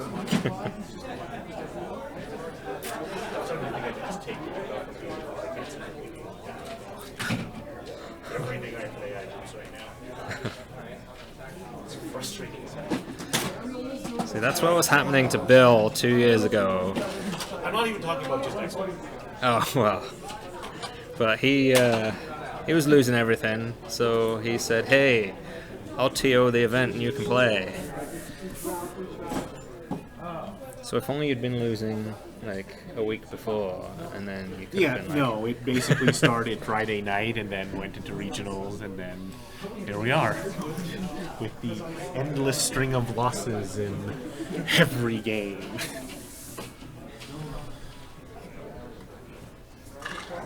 So yeah. Apparently Jeremy was running Kyle. Kyle and Kanan, not C3PO. Yep, his submitted list was incorrect. At least I hope it was incorrect. It Rather. wasn't cheating. Or rather, this is what he submitted, so the list he played was incorrect. Well, then I guess technically he was cheating, but well, we mentioned that when he was on the stream, and you didn't do anything. No, so. it was on the list, but Was it? I'm sure, Because this one's a C-3PO. yeah, I'm sure. Did we not have a handwritten one? I don't believe so. I don't remember. This is the actual one he sent me by email. I printed it out. Anyway, Yeah. So. Mercy overlays ready. This would probably stop the timer. You know, because why would we want to start so far in? We're only going to do a 60-minute round though, because I want to go home at some point. You're figuring that out. day off tomorrow for me. Yeah. Day of driving for you. Yep. So that's ready when he wants to start it. Scores. Yep. That's it. Sheriff, and it will be RS. 0 there, and there we go. Look at that. Woo. So we're going to jump across and start setting up asteroids. I'll drag the mic with us so that you're not left with any dead air, guys. Don't worry. Well, since there's the obviously So, obviously, because I'm a glutton for punishment, maybe a fool, who can say, I'm going to use a list I've never even looked at or read. Alright, well in that case, So, auto blasters, fire control system. let's just not any of them. There we go. Alright, these ones.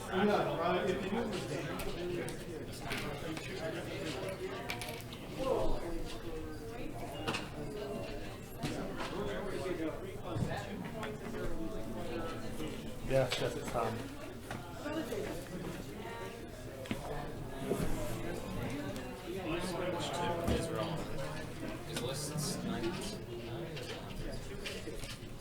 Should be the same points cost. See if I can you talk and see if I can still hear you from there, Calvin? No, 100. Well, looks like we've got a green bar, so I'm audible at least. Yeah, I'm just going to bitch about my luck for a moment. I was just playing a quick Mega Mech duel. I had a running stealth. Can somebody get me the world's smallest violin? I ran 10, took a PPC shot at long range. Guy got boxcars, got boxcars again for hit location, got a critical hit, hit the cockpit. And it was just like, well, I guess that happened. That, plus all the random losing, it's like, I can't win any game. It feels really annoying because all of the bad luck is happening at once. So you got 100? So I guess.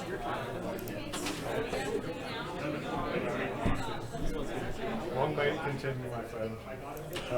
I will give you the initiative. Did you mean to set it to 1 hour? Yes. Okay. So I've given him the initiative, so Dengar does nothing against Han. Nothing. It's simultaneous fire. For that interaction, anyways.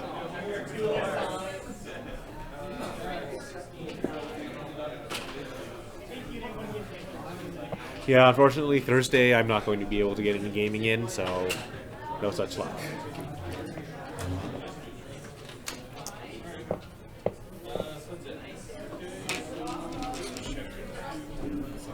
Alright, do you want me to start the timer when you're done deployment, or just go now? Wait till we've done deployment. Alright. We'll give them a full game. I don't need a one bank with hand, do I? Yeah, you kind of might want one.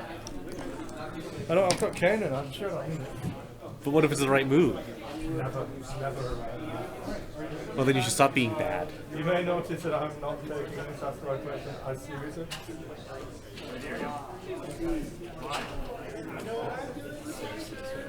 It's you, my friend. I am now. No, it's a lot. And yeah, start of my week is when I get my gaming in, and I'll probably just fail all my reserve rolls tomorrow and lose. Okay, I'll remind you. I'll have whatever crew I need at the time. So, I'm just what? Anyways, because Chris is doing the shit that he himself complains about and is deploying at the top of the board, I'm just going to go ahead and turn off that scoreboard. It's okay, I'll slide it down, man. It's okay. You've got room. Alright, I guess that's good enough. We can at least see the base. 5 more points of damage. What's wrong with that?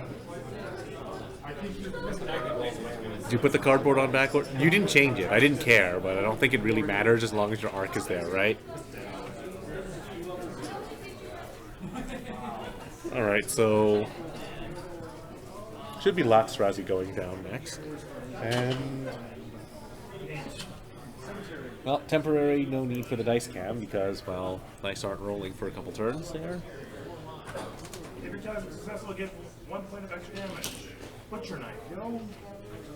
Where is it? Fly kicking around anywhere? Well, as long as you don't park on a rock on the first round of combat, Chris, with Han, and end up eating 3 torpedo shots, you're probably going to do okay. Especially since you can't eat 3 torpedo shots. Not in this game, anyways.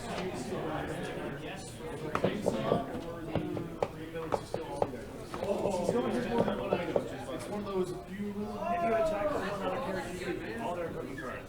So like get this card. Okay, well I already have one. Helps if I set the right dial for the right shit. It's only one of those games. Yeah, well... I alright. can't remember. So, for...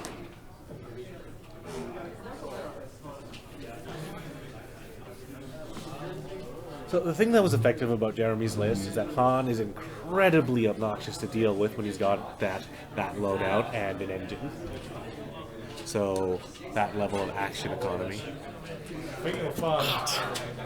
No, you're thinking of Star Viper. The Star Viper can't evade. Why would it be able to? Well, why the... so a VCX 100, obviously, is a nimble, agile fighter. Yeah, I don't know. I don't know. It's because it's a protagonist ship, so it's allowed to evade. And the Star Viper is an antagonist ship, so it's not allowed to evade. The plot demands that it gets shot.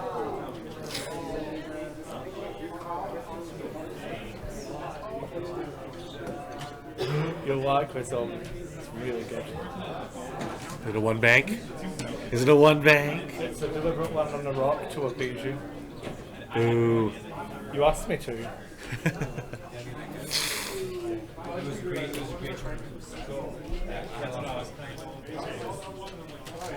Oh, no actions or anything. And I land on the rock. Oh no. Just to appease me. Oh no, he's a shield. It's okay.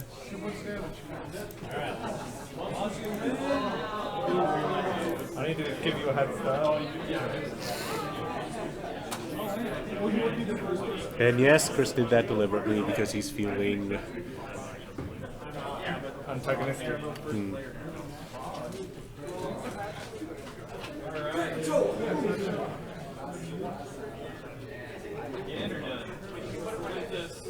Is the front of your template over it?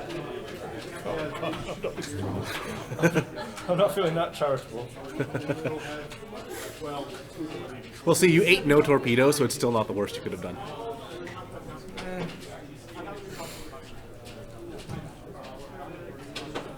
Honestly, I feel like Kanan does actually make Han a viable choice again, because you can get morbidly obese Han with Kanan and Kyle and push the limit and engine upgrade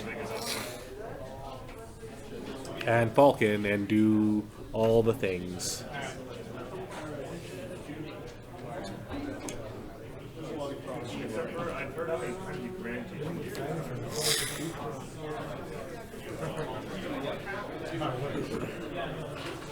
Calm relay ghost. Go. Genius.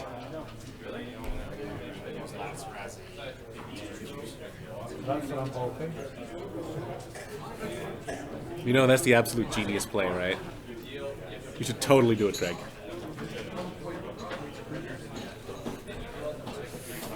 I'm also feeling too tired and punchy to do the stupid accent, so sorry for those of you who did not hear my worst British accent ever. And wanted to. I don't know why you want to, but people want to do all sorts of strange things, so not my place to judge.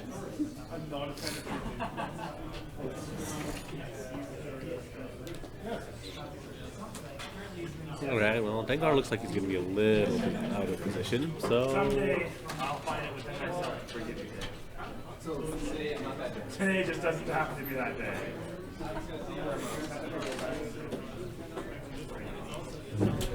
They're always be, well, that and you always have conflicts,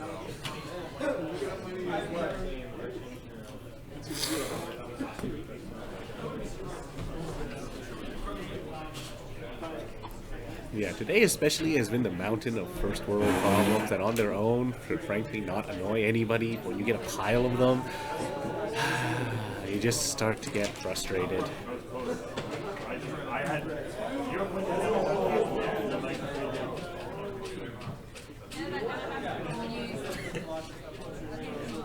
Did you hit it?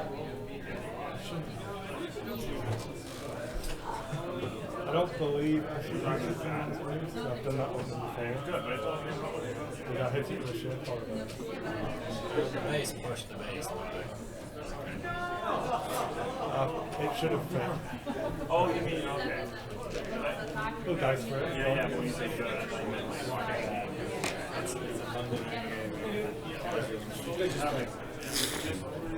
Alright, looks like we're going to go with that did not hit. Obviously there's nowhere to boost, so that's just going to be pushed to evade.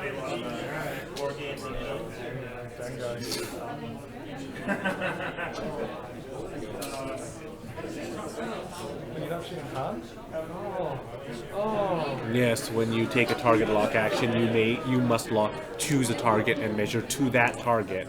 And if you are in range of that target, you target lock that target. Are you actually going to do it? Okay. His agility is still 0. And then he adds an extra range bonus. So it doesn't actually do anything.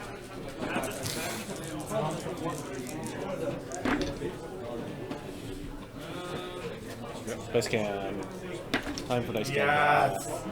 Yes. 1 crit. 1 evade. Because ha ha ha.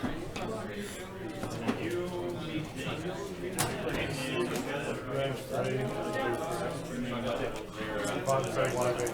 Definitely range 1 for me. On shoots lots Razi. Greed. Hand reroll.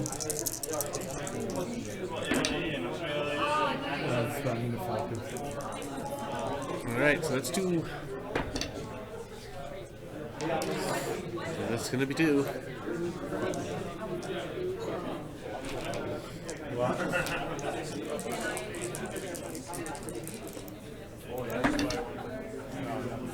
Free shields.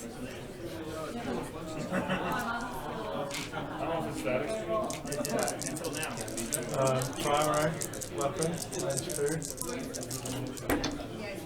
Spend the focus for 4. Sorry, how much damage did Lats do? 3? 3 damage, yeah. And I'll establish my target lock. By giving you a V's, my friend, I shall give you a V's. Both of them. Double V. And Lats is now out of shields. Alright, that is a mountain of damage exchanged. I'm not going to bother updating scores. Might as well. While they slowly fiddle with dials.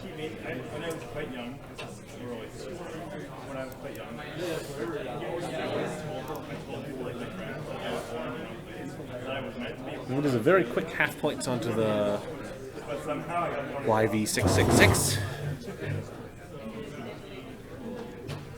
They just thought it was weird, but that's no different now, so.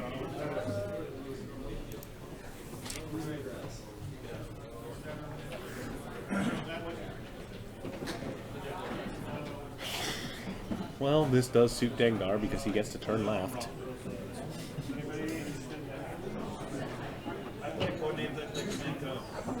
I'm going to appease Calvin and prove him right. I know it's his favourite. How so? Are you going to fly yourself off the board because I think it's funny? No, no.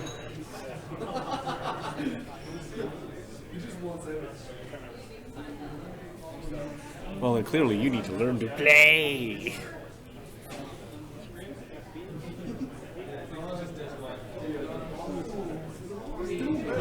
Stresses me. And I'm going to chopper to focus. Chopper to focus. Chopper to focus, so that will be a point of damage onto the Lawful Rebel.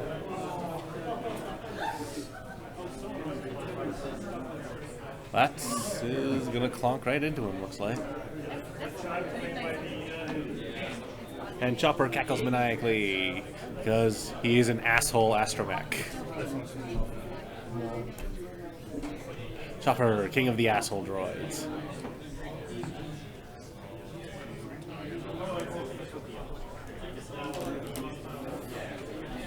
Now, if Dengar hits, this could be a very bad turn for Greg.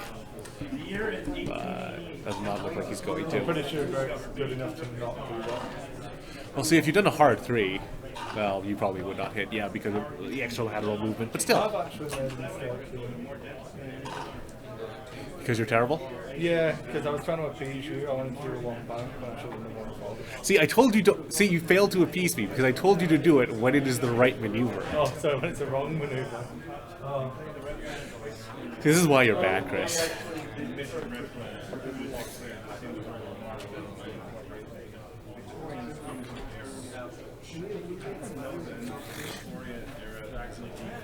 Yeah, reduce that one agility, Greg. If you hit, then I'm just going to make fun of you. No, that was good. Exactly, it's the stress I used to have. Okay, so you are almost terrible. I'm gonna. So I remove the focus with the green move, which gives me the smooth stress, which gives me. Yep, dialed. Then I will. Yeah. Push the limit to target lock. Hooray, actions are fun.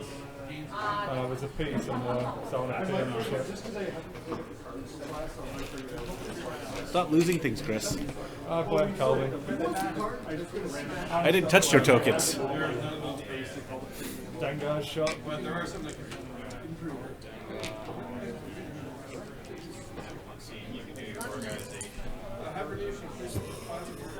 Oh no.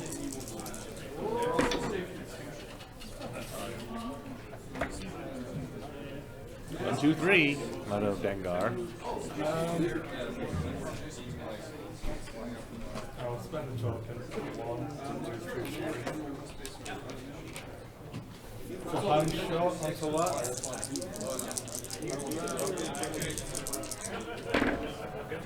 Spend my target lock. Oh no. That was pretty awful. 2 points of damage to that.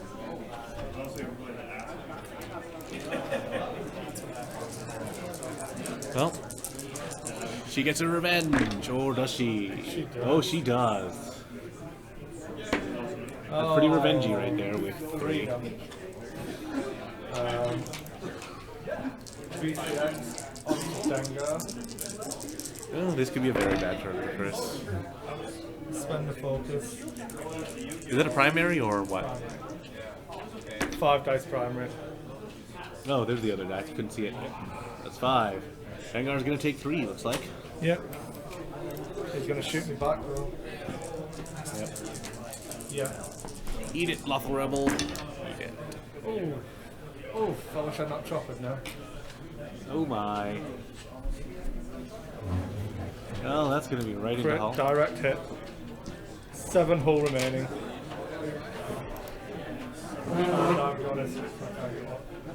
Give Dengar the lead. What's that Lawful Rebel? 50? No idea. It's on the list, you said. Alright. Oh, wow, only 35. Okay. Hero I should probably try to do the math, because morbidly obese Han is worth well more than 50. Oh.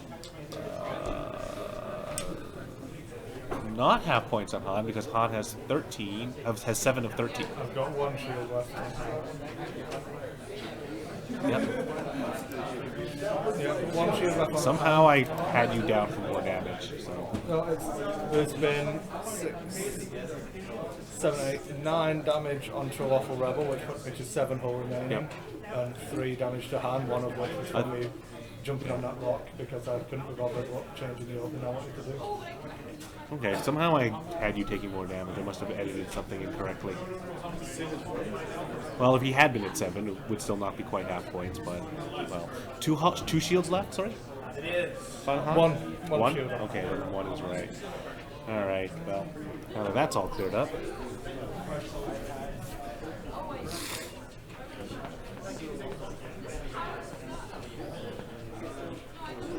And now run away.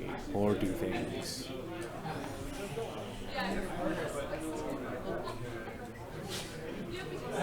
That 17 points would be from half of the Lawful Rebel. It's definitely half points on the Waffle Rebel. Yeah.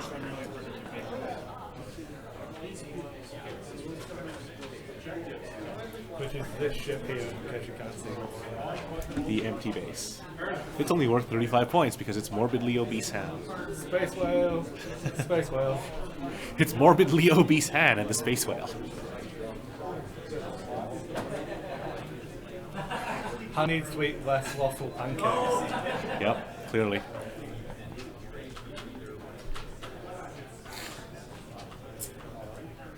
I mean, look how fat he is. He's 65 points. Morbidly obese. I don't. How do we? What? Is there an upgrade I'm missing or something? Is he got a missile? How? Well, Kanan and Kyle is 6 points. The engine makes it 10, and then push in the title makes it 14, and he's 46. So I think we must have done something wrong on that so list. 60 points. Because he's 60 points, Yeah, and he should be about. It's 20 points for a rebel. So Okay, it's let a me count 40 point that. rebel and a 60 point Han. Okay, I just read the list wrong then.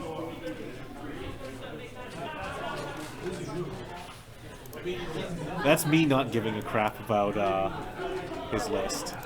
So it's technically a near draw right now. But this is what happens when I'm tired and easily annoyed, I This is guess. what happens when we've been streaming for a trillion hours. Yeah. Because we suck at points right Wherever I now. put the 5k. This is why we need staff to do stuff for us, like Riot has in their millions of dollars and their 10-cent funding. Otherwise, we get this low-quality stream brought to you by Dice Hate. Yeah, when it's low quality, it's mine. Cheers, guys. Yes, the lack of quality is brought to you by Dice Hate. Or rather, the quality is taken away by Dice Hate. No. It's going to Chopper. Ooh, Just chopper to focus. Chop, chop. Because we are assuming that Dengar's going to do a white sweep to the left.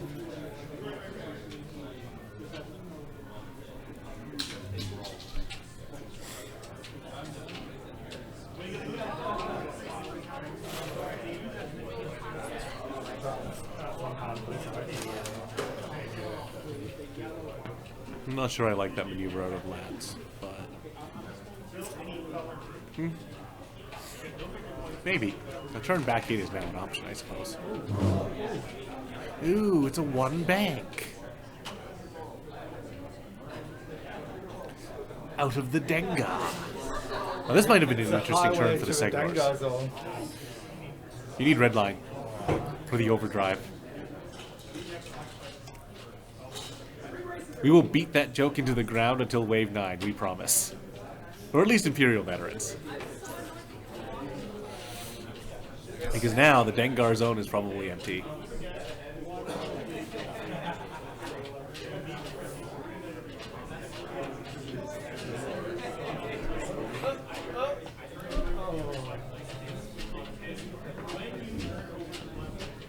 I know! A jump master turned left! Stop the presses! I was expecting the two swoop, man. Oh wait, was he stressed? I forget. Yeah. Oh, never mind then. Because that's not green. It's not green! So this white one, Because Kanan is awesome. And Kyle and Kanan is awesome. Boost. Although I'm pretty sure Kanan should be dead by the time Kyle was active. I'm assuming Kanan doesn't survive the end of the Civil War. Doesn't get me out of arc, so it's a waste of time. And I will target war. No, I'm gonna take the evade. I mean, Kanan hangs out with like the rebels, so if the rebels Dengar has don't exist,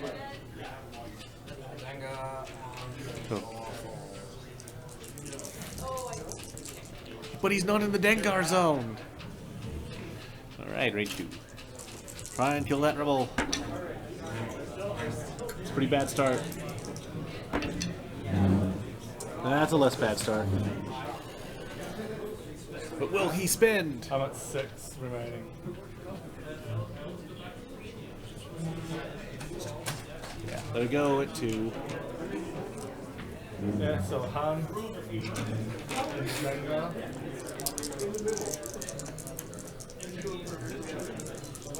Range 2.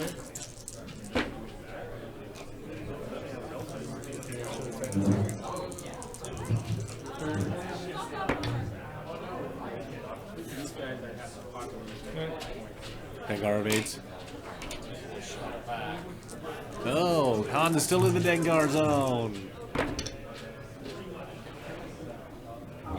And that's 2 back. And that's 0 back. Because shenanigans.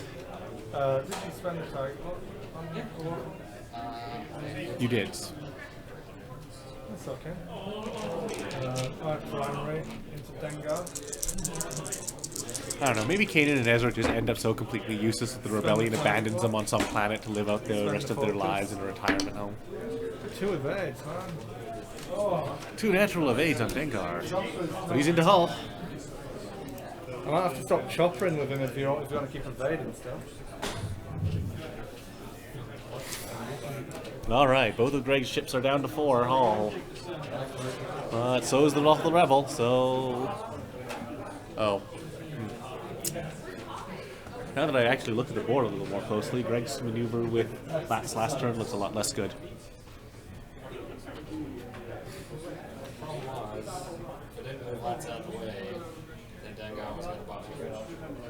It's all terrible. Yeah. Exactly. You were in a bad position, so. Missed opportunity. I feel like Vader needs to regain his badass cred, so he should kill both of them at the same time. And then that will be awesome. Now, will Lot actually be able to contribute to this next round?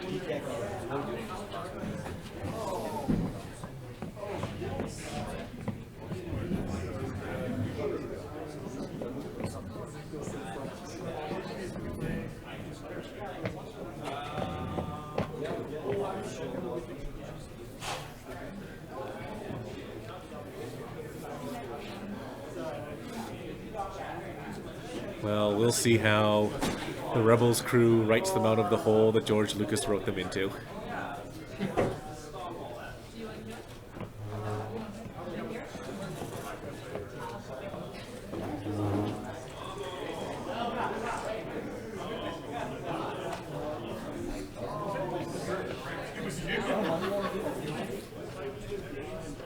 Yeah, I'm set. Here we go, and the Rebel crawls forward. Oh no, hard turn.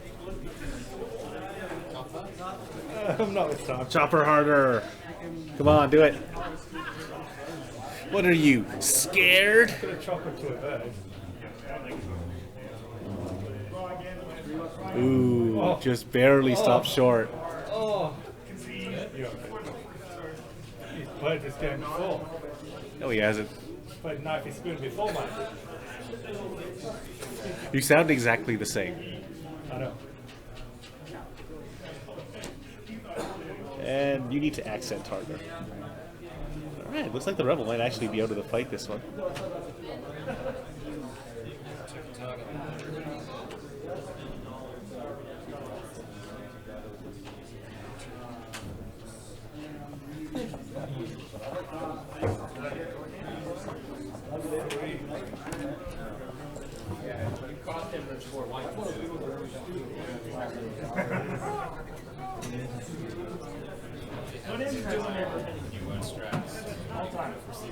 Oh, I'm not stressed. I'm not stressed. I'm not going to focus on it. Only had the new title. Ha! Well, there could be something stupid written into episode 8. Because, frankly, Disney does not seem to care if their show makes a lot of sense. Jenga's on. Did you take the highway there? Alright, there's a 3-shot punch. For 1, 2, 3 into the Rebel. Console fire. What I might do, because I've got 1 hit left next turn, I might chop it to see if I can turn that. You automatically flip it down though, so you don't see if you can turn No, it but down. You just I'm do. stressed, so I And then need you to die. chop it to take Yeah, action. and then you die. And I laugh at you. Oh, is it range 3? It is range 3. I'm going to roll a die. And I evade 1. If only I had a chopper to evade. Direct. What did Han shoot? He didn't let me shoot hand, he just moved on. Missed opportunities. Range 3. Don't be so terrible. Ruby off. Okay, obstructed. I don't know. 1, 2, 3.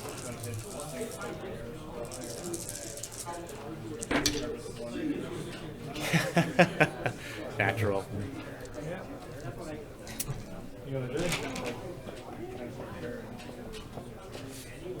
And honestly, as much as I love the Legends canon, this is exactly why they had to get rid of it. Because there is so much Legends canon, it's probably impossible to do anything in the universe without tripping over something some random idiot put in a comic book somewhere. I'm just looking at my right.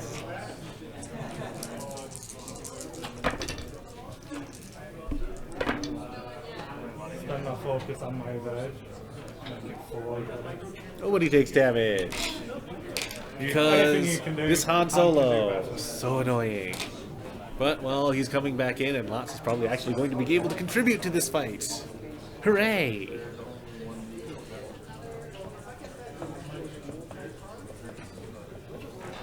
Anything you can do, Han can do better. Clone Wars cartoon is canon. A tiny handful of novels are canon. Tarkin is canon, for example. Indeed it is. Pretty much everything after Disney bought the IP is canon. And Clone Wars was also made. Yep.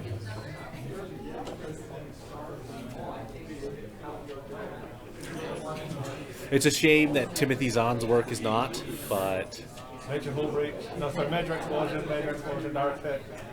Come on, give me a chance, Greg. boom! Oh, No boom. oh.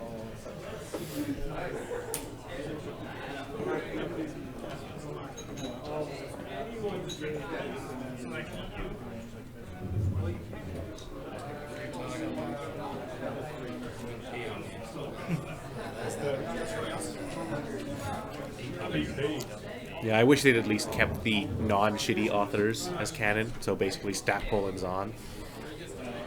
But, well, there they go. It's not a one bank. I'm very disappointed in you. Terribly disappointed. And then I'm going to die. And then I'm not going to push.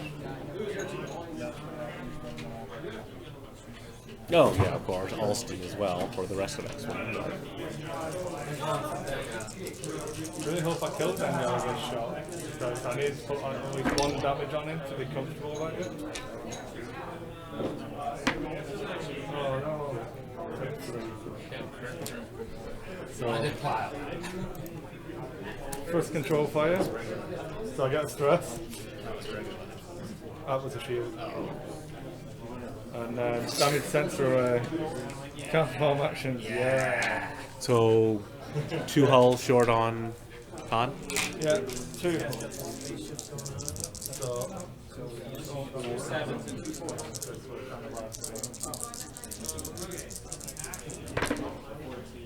spend my target lock, spend my focus. Yeah, I think we missed Greg's retaliation shot. I wasn't paying No, we attention. didn't get a retaliation shot yet. Oh, Last round? oh, sorry, I evaded it. Oh, right, evaded. All right. So now you don't get to retaliate because you're dead. Because you've had the opportunity to fire. Simultaneous fire doesn't. Yeah, you don't actually get it. Yeah, I can roll not double blank, then I get to fire back.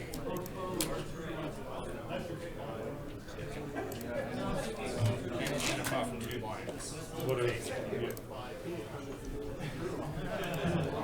Yeah, we can never seem to go a broadcast without someone walking into the camera somehow.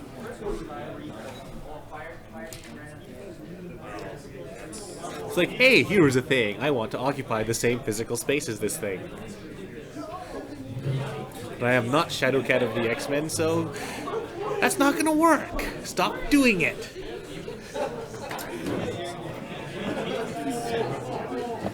But anyways, Han dodged the payback shot, so... Wow, that would have been a good You didn't have shot. your focus. It didn't happen, but it would have been a good shot. Evaded 1. So I'd have had 4 left. So, Han on 6 health against Lots with 4 health.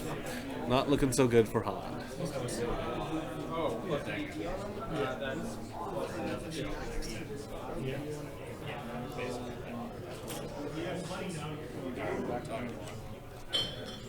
To be honest, this hand list is just sickeningly good.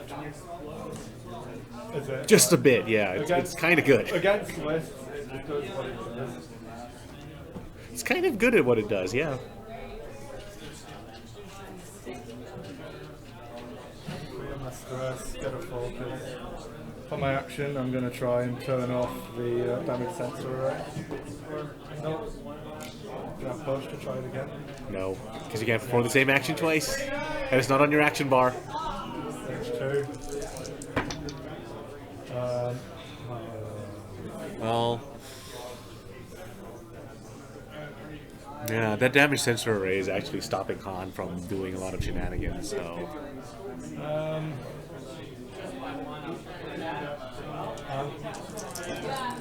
Yeah, odds are you'll get more. 1, 2, 3! Nothing! You've got to hunt it, man. You've got to be greedy. You've got to do it. Do I need this die? Looks like he's a gambling man! Do I need this die or not? Apparently he does have Han's luck here, so, yeah. Just gonna smack him for 3. Smack him for 2. Great. Major explosion. Ooh. Ooh.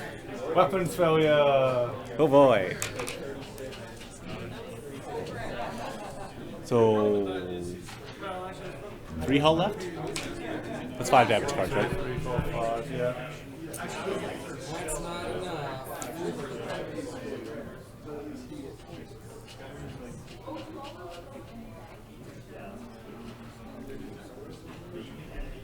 Frankly, even without the damage sensor array. Sorry, even with the damage sensor array, I don't see Lots winning this one at this point. She's just too outclassed and too low health. She's only got 1. Weapons failure as well. Well, that's true. You can't even push to fix it.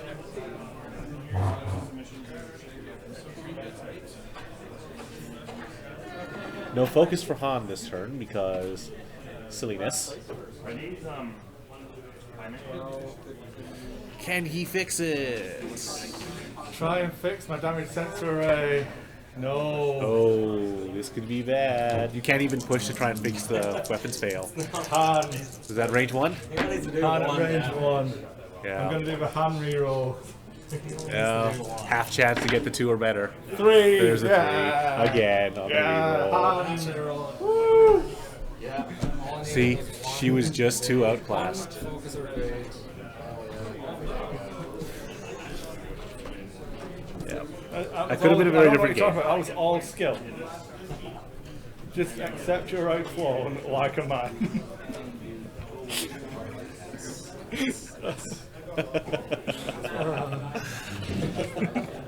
Okay, we'll tidy up afterwards. So we'll GG.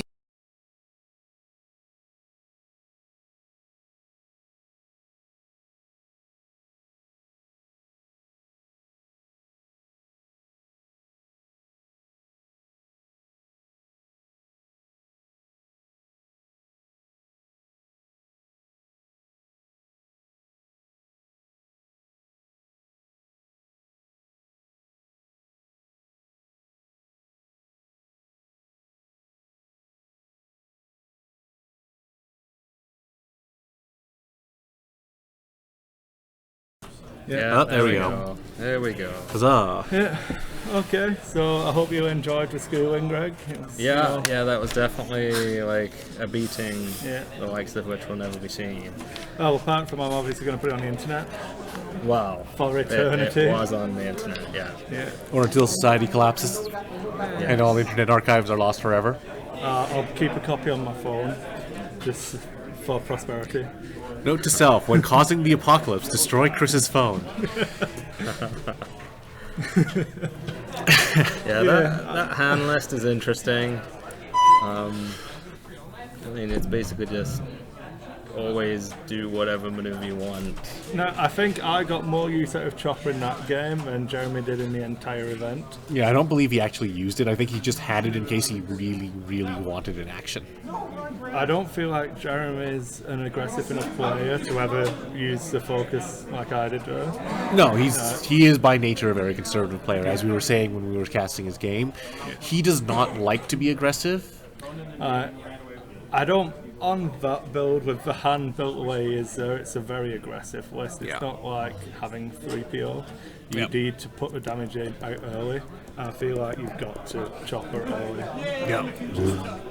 Well, frankly, if you burst something down, then you're ahead in the damage race. Yeah.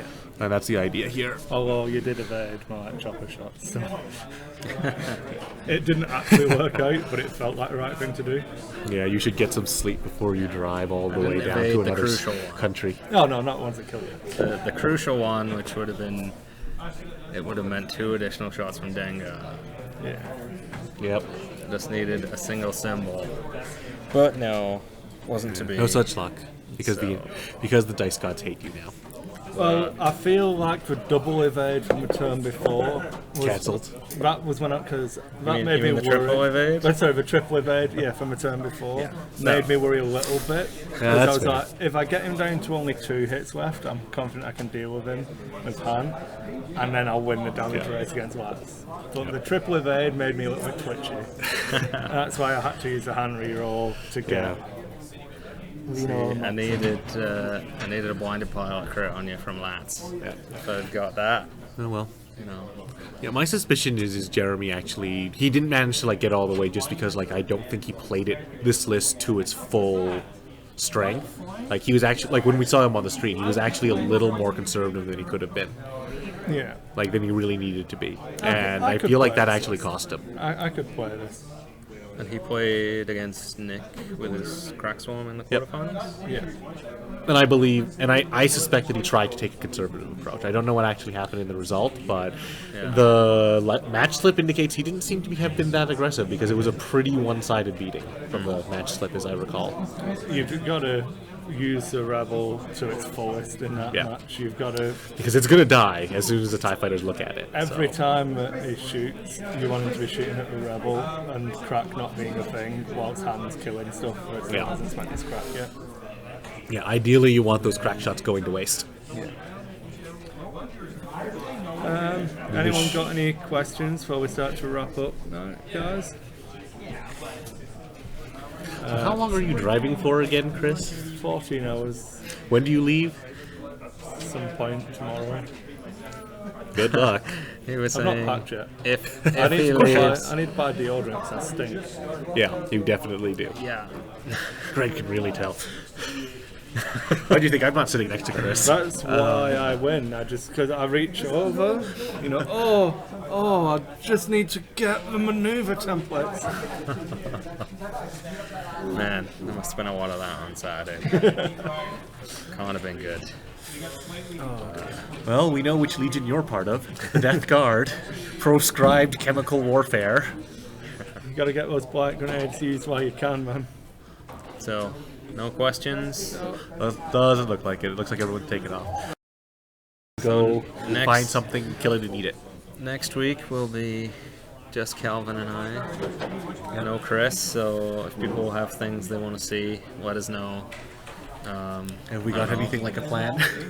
And we're gonna push to try and get some live games next week, and I'll either be watching, or if I do get back in time, I might come and just play.